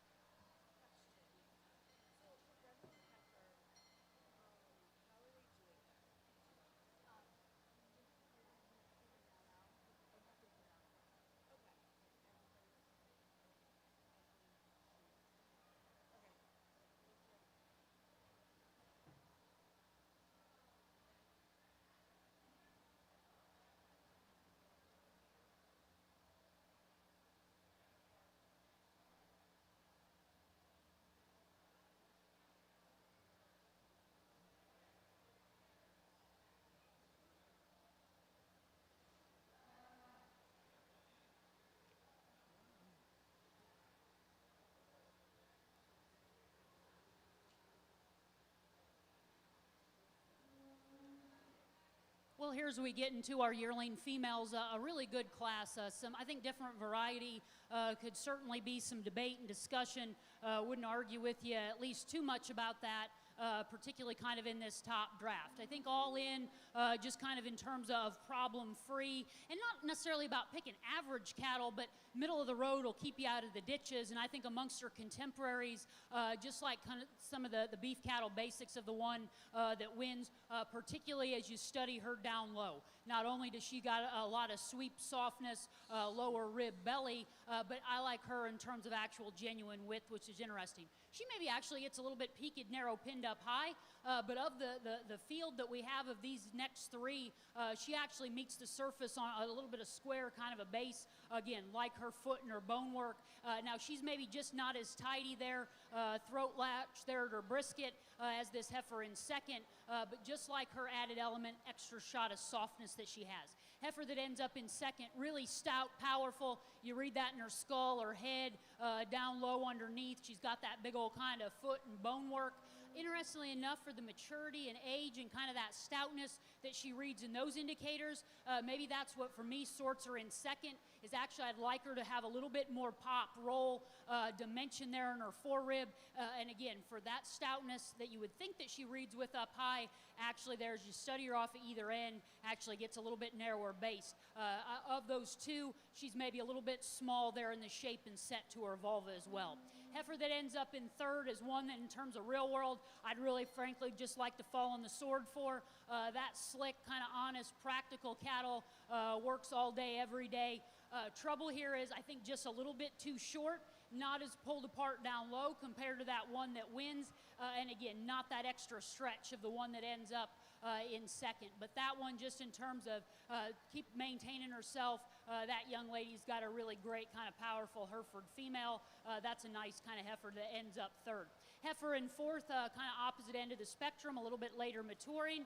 Some may call this one fresh. As I study her in terms of the center body, kind of cover over a rib, true width that she has, to me that one maybe reads just a little bit borderline harsh, hard doing. Again, plate full of profile for days. I just like to see her with a little bit more mass, true kind of maternal dimension at this stage of her maturity.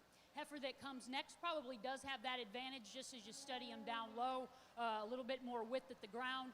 Trouble for me is she actually gets maybe a little bit more one-dimensional. She's more shallow there right through the center portion of her body. She too is pretty bare over a rib for just some of that stoutness that she reads in her feature. So maybe just like to make her match a little bit more. But again, that kind of bone work frame, next generation makes some herd bulls. That one's got benefits in spades. And then finally, heifer that closes ultra long altitude scale stretch upgrow. She maybe doesn't piece together quite as well. Not as good down her top there, right in behind her blade and over her loin. A little bit more so fragile in her feature, but still, that's a stretchy, extended, good kind of British female that ends that really good class there as we start into our yearlings.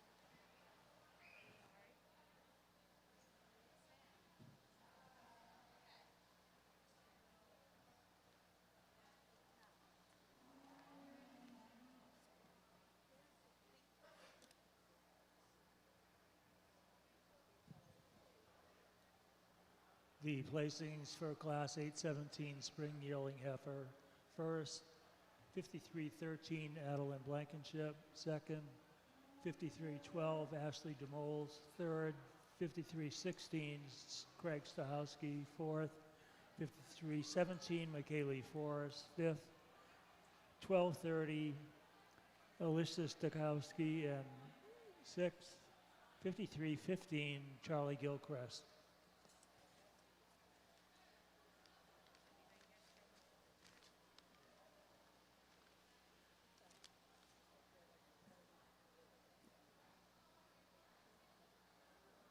In the ring, Class 818 Junior Yearling Heifer.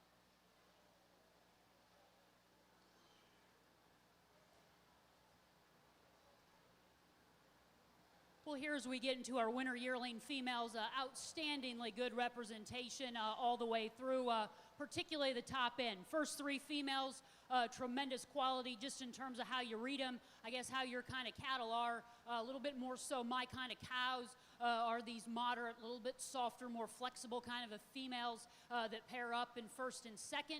And when all of those are the same in terms of the kind of body they have, softness, looseness, mobility, athleticism, how they reach and grab the ground, young man, slicker haired heifer, just enough more genuine base feature, squareness down low to get the advantage. Now, I know these are British females. Maternal prowess should always be priority, but when you can do that and get just a little bit more down low, seat of their pants, lower quarter, stifle, get a little bit more daylight there at their knee and their hock, I'm going to give that advantage. I think that there's just lots of practicality good in that one. Well fit, well fed, expertly presented one that ends up in second. Fresh in every regard, hide, hair coat, the condition that she has on her, ultra good, headed and necked, how she ties into her shoulder, really soft, supple center portion of her body, good in terms of her fill. Just down low, as you get right in behind those two, that one just wants to close up ever so slightly underneath, not that extra shot of width and gauge down low, and that's enough. Love her aesthetics, just like to give her a little bit more there, power in her lower skeleton. The heifer in third does have those things in terms of stoutness, boldness up high, really a big old kind of rib cage in her, kind of maxed her out in terms of fill. Maybe in part that makes her come apart in a few pieces. I think also just in terms of how she's built. Young lady, when she does get her stopped, puts together a really lethal level kind of a look. However, as you ask that one to get out and go, comes in a few more pieces, breaks there and behind her shoulder and her chine, kind of gets high in her spine, breaks in her loin, like to set her down in her tail head. And again, for the maturity age that she reads in her feature, I'd maybe like to give her a little bit more genuineness down low. That one's pretty tight in her forerib too. Power, muscle, and don't mean to be critical, just discussing the differences and how I read those three. Frankly, there's a lot of good that I like in four. If anybody knows my dad, he'd say this is the best cow all day. And I think that there's a lot of truth in that. Tremendously big ribs, sensibly sized, moderate, low input in the resource-intensive era that we're in. Unfortunately, she does give up just a little bit of apparent growth and size, which pay weight obviously still pays dividends, but can't just fully fall on the sword for her because I got to change how she gets out and goes behind. Just not enough reach, grab in terms of how she meets her track. Change that, I think things can become interesting to even shift her on up the line. Heifer here that ends up next in fifth is one that I love. She does have some weight per day of age and growth advantage, tremendously powerful. She's one that I think would benefit from being leaned up a little bit. It would improve her balance. That one's starting to fall out there in her chest, make her look a little more so front heavy in relation to where she sits in her flank. And interestingly enough, for all that fat that she has, brisket in her udder, she's a little bare over her rib, a little hollow there in front of her hook. So maybe just like to see all that match a little bit better. Heifer here that comes next in sixth, tremendously long-bodied, and I think she's the advantage over the next few just in terms of her build down low. There's just not enough to her top side of her skeleton to run up any higher. Dark red heifer here that comes next, second from the end. I really like her in terms of parallel uniformity in her lines. Ask her to get out and go. She maybe just gets a little straighter off at either end. And although her midrib and her forerib matches her flank, we could probably soften that, give it a little bit more drop and sweep.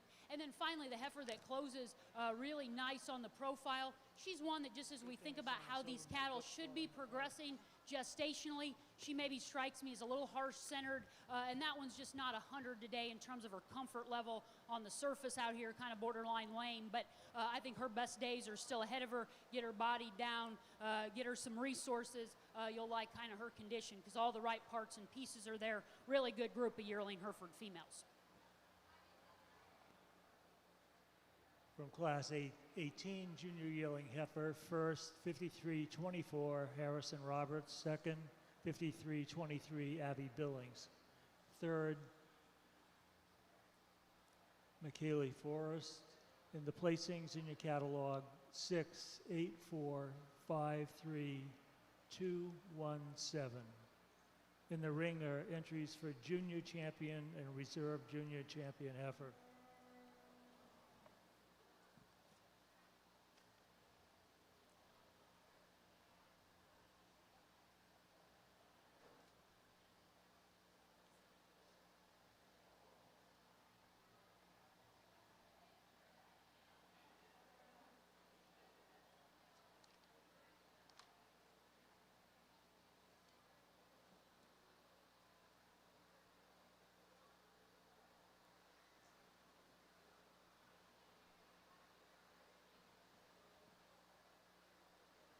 well, really an outstanding division here as we get into our yearling division. And that's always, I think, the really fun, exciting thing about breeding and raising cattle is because it's the last outdoor production system. There's really different types and kinds, different kind of program priorities that some people may grab a hold of. And I think depending on maybe what you want for a breeding piece or where your program direction is, you might pick something very different because there was quality deep and have an entirely different lineup out here in that yearling division, and that's okay. Where I come from is we did show a little bit. We still have several hundred cows. We sell quite a few bulls, have a calf buyback program worked up. We market about 500 head of feeder cattle each and every year now, so that's really kind of our bread and butter. So maybe when things get challenging or there's a decision in type and kind, those are the kind of females of any breed or any credence or any color that I'm going to reward, or just those good kind of foundational functional females, again, basics, breeding them from the ground up, and when all the true breed kind of appropriate characteristics are in line, get some of those extras like some power and some substance, always, I think, pays dividends. So great lineup out here. I think that there's some challenge between really our champion in reserve and then how our ultimately fits in terms of what comes into competition or contention. But great lineup out here. Appreciate each and every one of these exhibitors because these classes ran deep, and depending on what you're doing, there's lots of people that may come out as having the best female when we want to stack up calves come this time next year. So great group out here. Round of applause. I'll take one more look and show you how I like these yearling females.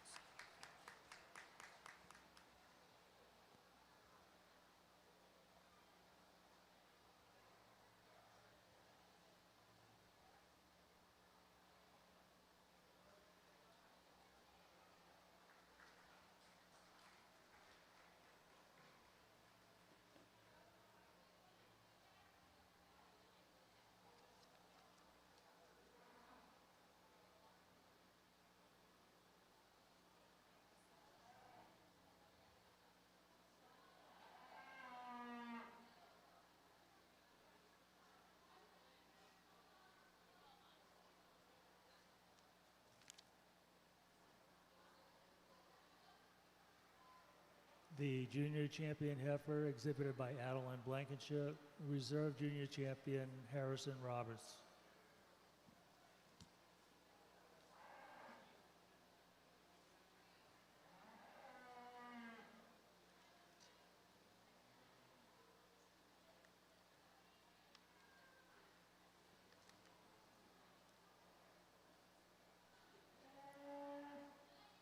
In the ring, Class 821, senior yearling heifer.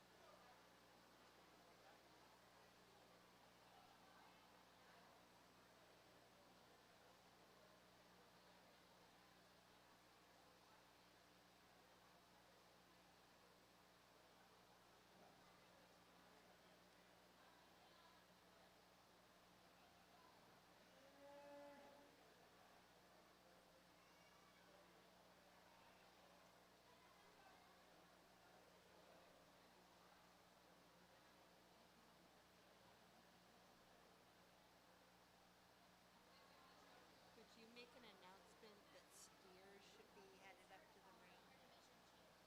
Oh, division champion. We're gonna need division champions first.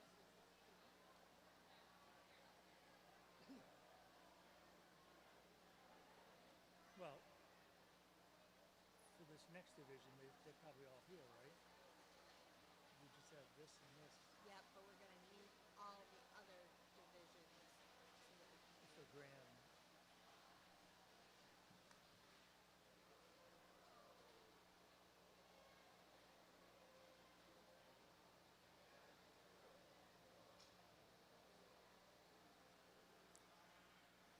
Attention exhibitors, we will need entries for the Grand and Reserve Grand Champion for today's show, making your way to ringside.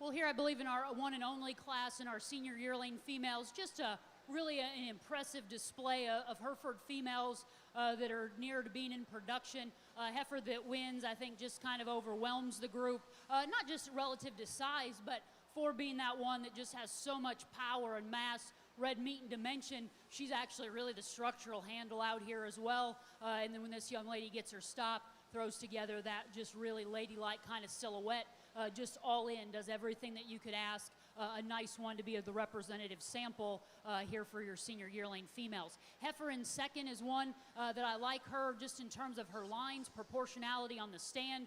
Talk about uniformity, all those bottom line, underline, everything matches. I think she's round and really dimensional in terms of the center part of her body. It's for me, we asked this one to get out and go. She just comes in a few more pieces. She gets a little stiltier, straighter there in the angle to her shoulder. Part of it, I think she has all of that muscle that maybe she just doesn't drive and reach quite as well out of that hip, but that one's chock full of muscle. That too, it's got some interesting pieces. I think can do some really nice kind of things next generation. Just wish we could soften her up from a structure standpoint. Heifer here in third. She's a really sensibly sized brood cow kind of female for days. That one's practical, real world, do a lot of good. Goggle-eyed heifer's got so much center body, middle mass.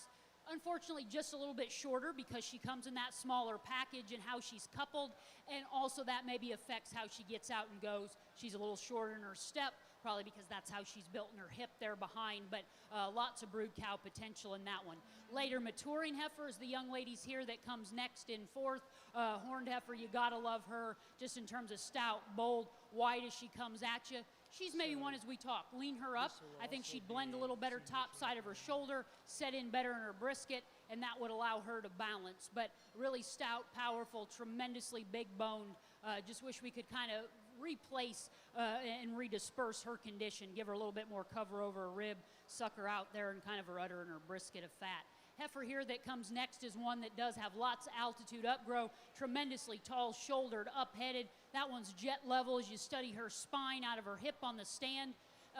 Exhibitor informs me maybe this senior yearling not due to calve till January, so maybe you see that she's not as gestationally advanced, just in terms of pop, punch, power, center body. Maybe like to see her a little bit more so further along there, but be fun to see what kind of calf she has, because I think that one's got really a good kind of breeding parts. A little more conventionally made heifer that's going to close the class. That one's real world easy doing, not just red and white, but going to keep you on the black in terms of being low input, not very resource intensive. Unfortunately, just too plain when you have a little more so contemporary kind of pattern heifers on up the line, but lots of value in that one. That one's still going to be good in production. Good way to end that group of senior yearlings.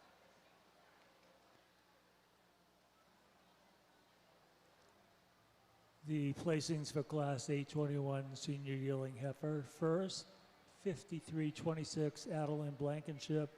This will be the senior champion. Second, 5325 Molly Perkins will be the reserve. Third, 5329 Abby Scoville. Placings in your catalog: 2, 1, 5, 4, 3, 6.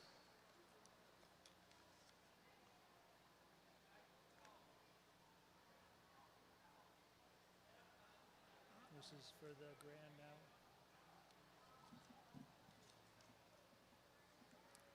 Entering the ring are the entries for today's grand champion and reserve champion heifer.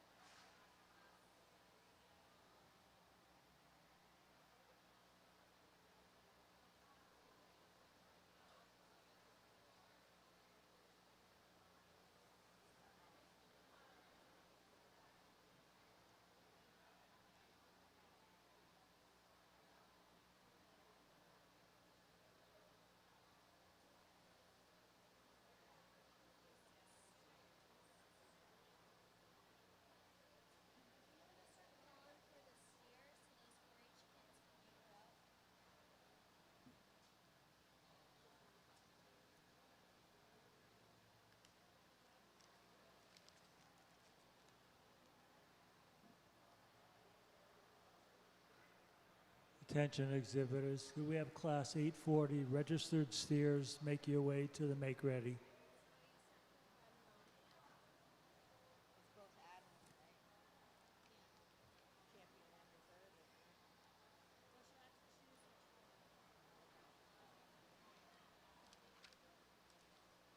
Well, really been an absolutely tremendous Hereford female show out here today as we've worked through each and every one of these classes and divisions, and know we have our steers yet to sort, but really kind of the pinnacle in lots of ways as we think about selecting our champion and reserve Hereford female. And frankly, although we've got lots of different breeds, and I know that each and every one of these breeds is a steward of purebred seed stock is critically important.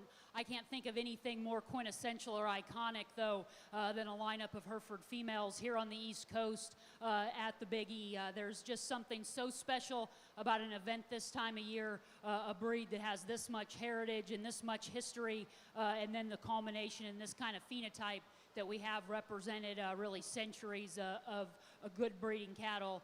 So great lineup out here. I think it's such a great opportunity, this junior show allowed to be showcased throughout all of our breeds, and that it's just that kind of addition to these great events. Obviously, this celebrates agriculture, this type of event, and I think so much work, effort goes into all of our specifically livestock projects, but these cattle especially.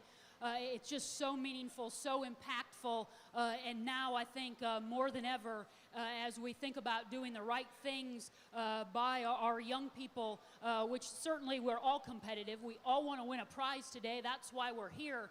But hopefully doing the right things to cultivate the next generation. And there's lots of things that we can say, oh yeah, that we're certainly doing that. but it's proved time in and time out. In fact, at least for us, we still have quite a few cows, but as we say, the 9 to 5 pays the bills and the 5 to 9 builds the empire, and so I still do have an off the farm job and work a lot in workforce development. And I went to this training a few years ago in Tampa and talking about actually what makes people successful. And actually Express Temporary Services, yes, the same Express, did a study of studies about what makes successful people. So it was this study of 50 different studies across the globe, across the country, across the decades, of what was the one commonality that successful people shared in society, in business, in career, in their communities. And do you know what the one commonality of all the successful people had? That they had chores growing up.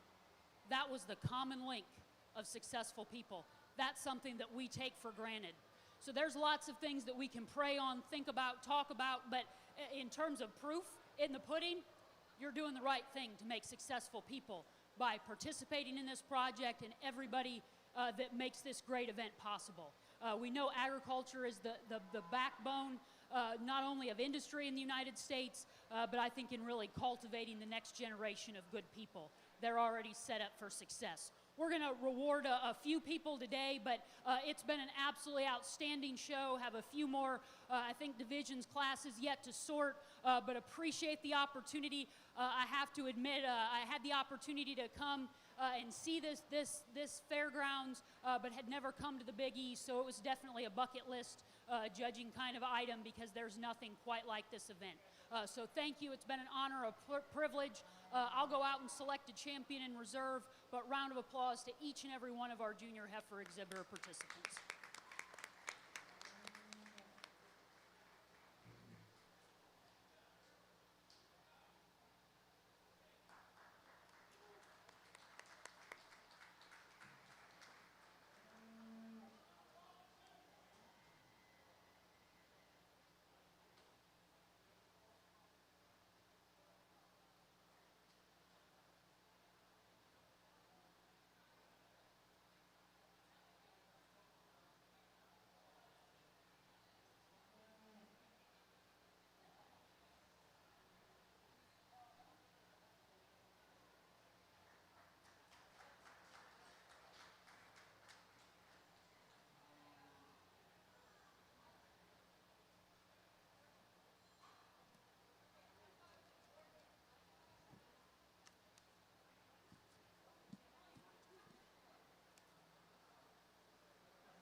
The Grand and Reserve Grand Champion for today's show, exhibited by Adeline Blankenship.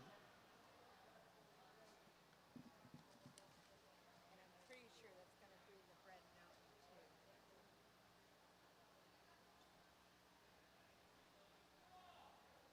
Yeah, it'd be hard to think it wouldn't be. Yeah.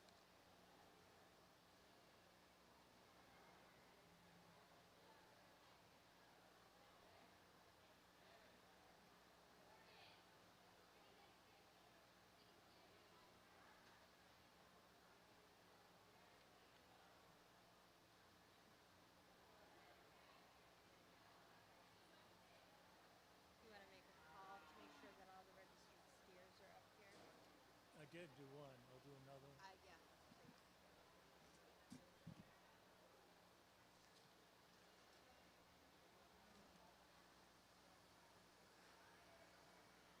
All registered steers to the make ready area. All steers to the make ready.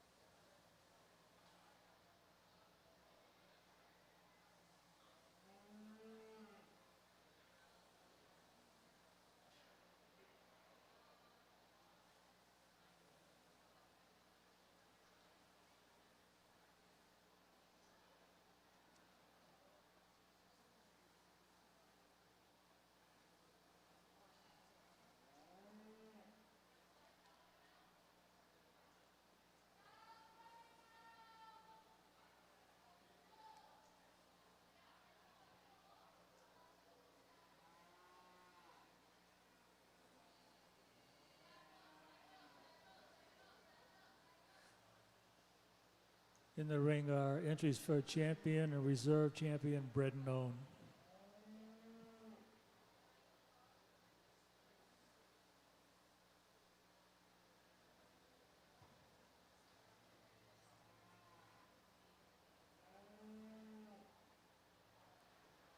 Can you just make a call to the west for all? Well, here's we bring back out our 3 females for our champion bred and owned. So essentially, these young people own the females of these, and this is a project that they truly have sweat equity in, something that's near and dear to my heart.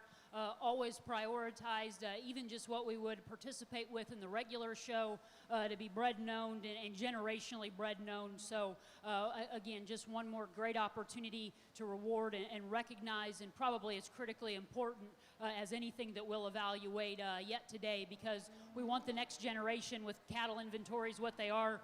We need more cattle, but for me, the bigger concern is we've got to cultivate the next generation of cattlemen. This bred and owned program, rewarding and recognizing, is how we do that.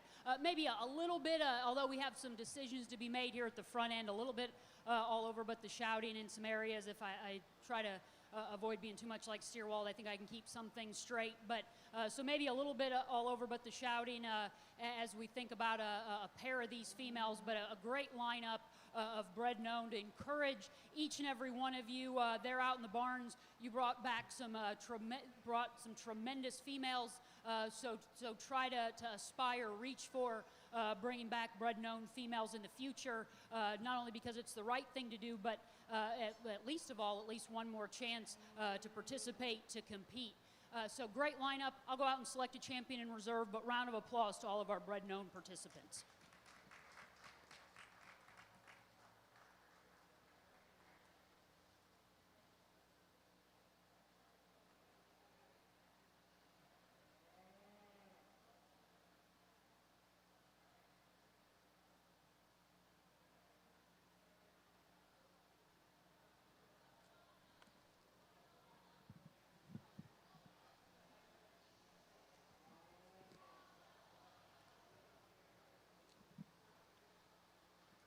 The champion bred and owned, Adeline Blankenship. Reserve champion, Harrison Roberts. Losing my voice.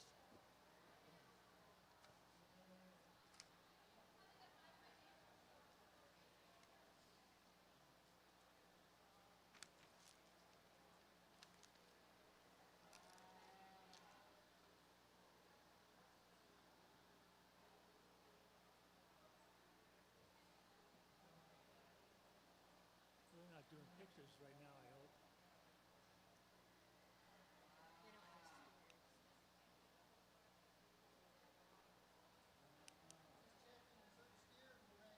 Champion in reserve. And rank. Bill. And rank. There is a placing. There is a champion in reserve, but it's a full 1, 2, 3, 4. That's what we want.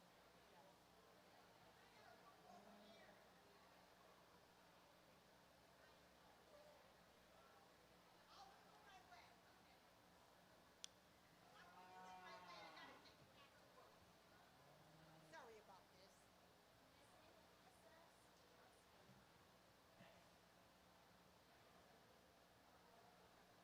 And would you announce Alyssa Sapkowski to the ring, please? On the west side. Is it Alyssa or Melissa? Alyssa. A with an A? Yeah, Alyssa. Okay. Alyssa. Alyssa Stachowski, you are needed ringside. With your steer.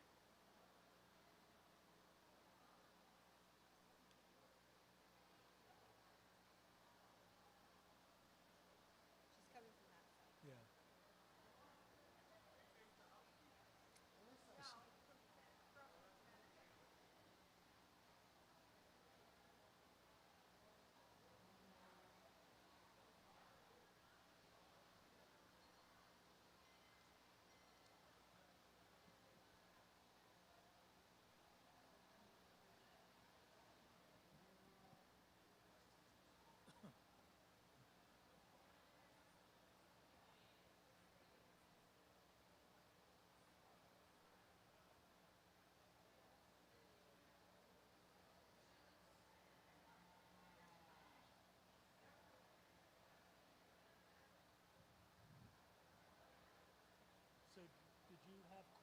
year? Did you raise corn? Oh, yeah, Yeah. yeah, we're 13 and a half acres, that's all.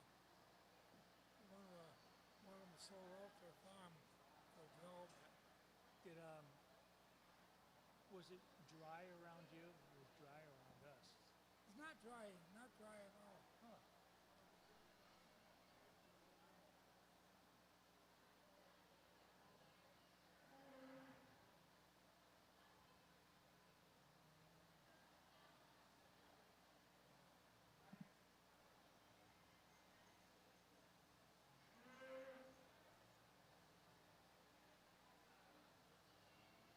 Whole bunch of registered steers here. Yeah.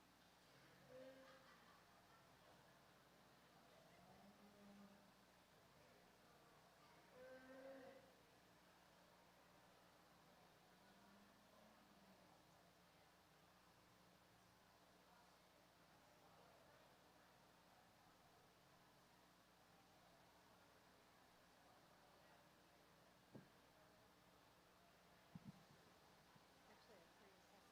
Yeah. Class 840 registered steer in the ring.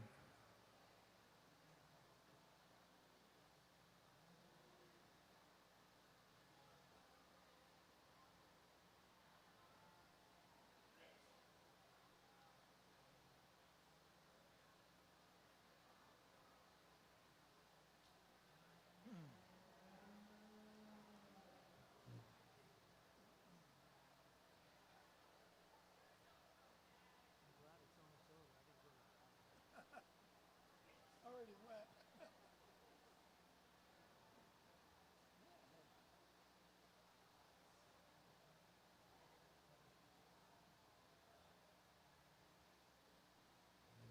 you coming up for the open show tomorrow? Huh? Are you coming for the show tomorrow? I don't know, what show's tomorrow? Well, this is the junior show. The open show is tomorrow.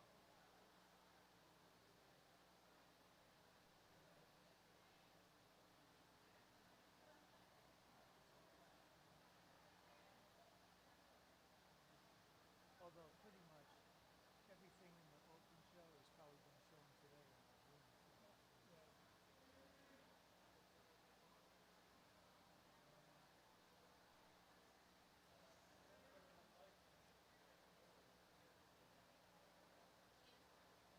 We're not doing any group classes for this. No, not today.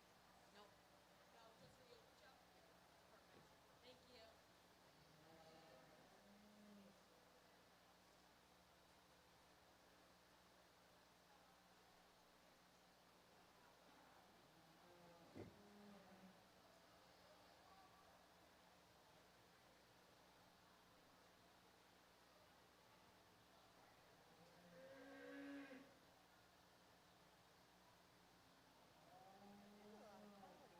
Yes, sir. This is impressive. What I'll do is I'll pick a champion in reserve, and then we'll have them pull up, and then I'll just place the rest. That would be fine. That works.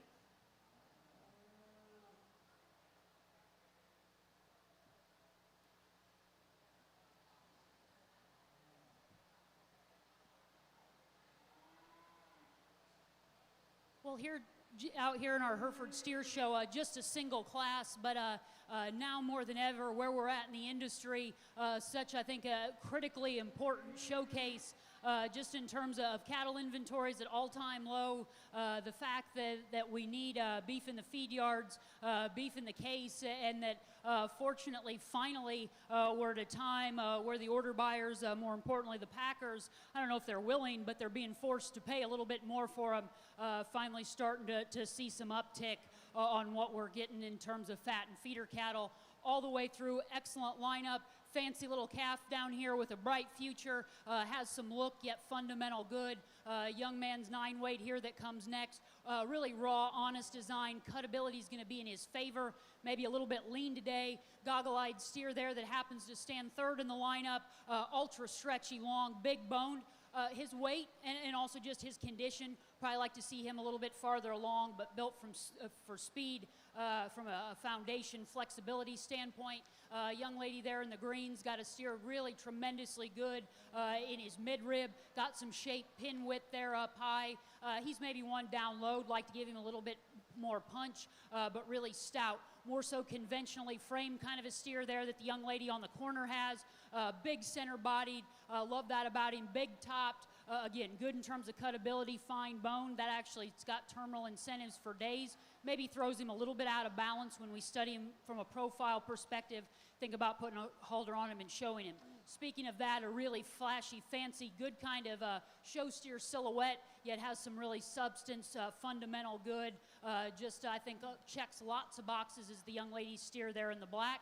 Young lady in the red, that's a steer that, again, we're approaching these kind of appropriate weights, big strapping kind of a steer. Everything fits. Still has more than enough look. Maybe not as fancy as a few out there, but meat and potatoes, that one's got lots of yield, lots of good. Finally, big calf. Pay weight is actually always, this one's going to be the true prize winner in terms of price per pound. He maybe falls out of balance, comes in a few pieces, but you have to like them because there's so much value good in that. So great lineup out here. What we're going to do is select a champion in reserve, and then we'll pull those in and go ahead and place the rest. Wanted to add a little bit maybe of excitement because, again, I think this is so important, and thanks to these exhibitors for bringing these steers. Note that for some, probably a little bit of extra, that much more work, but going to have a really nice representative sample out here. And for me, when you have this much variability in age and weight, and an ultimate endpoint, just kind of take into factors where these cattle are at in terms of type, kind, along their bovine timeline and maturity. There's a pair of steers, maybe at different ends of the spectrum in terms of where they're at, size, weight, but fit together. And frankly, when we're in a time where we're approaching really almost $3,000 feeder cattle and some $4,500 fats, you can't go wrong irregardless of what size you're picking. Obviously, in fact, a lot more risk variability on that low end. So great lineup out here. I'll select a champion in reserve. We'll pull those up and then rank the rest of those. But round of applause to all of our steer exhibitors. Outstanding lineup of cattle.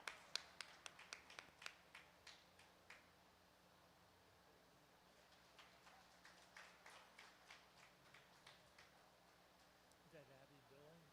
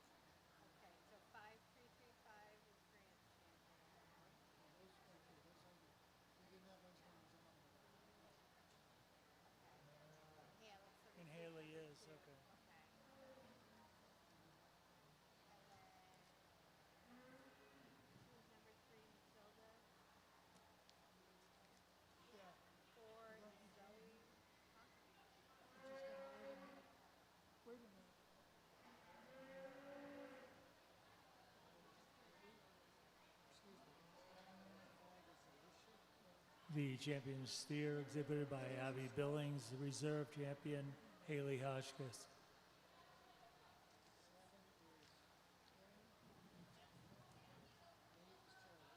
Okay, I'm gonna see you later. Okay, it's nice to see you. Thank you. Thanks for keeping my dad entertained. He kept me entertained. That's good. Ross and Becky said, "Oh, your dad looks good over there."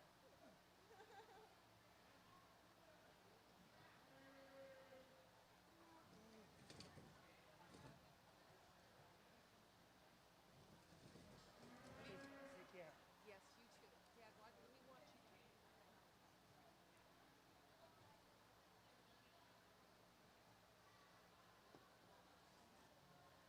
Thank you, Dan. Thank you. So tomorrow, an hour earlier, It is an hour earlier tomorrow. probably going to be, I mean, outside there's no bulls here, but I bet most of the females must have been shown today. There's still quite a few more. Is there?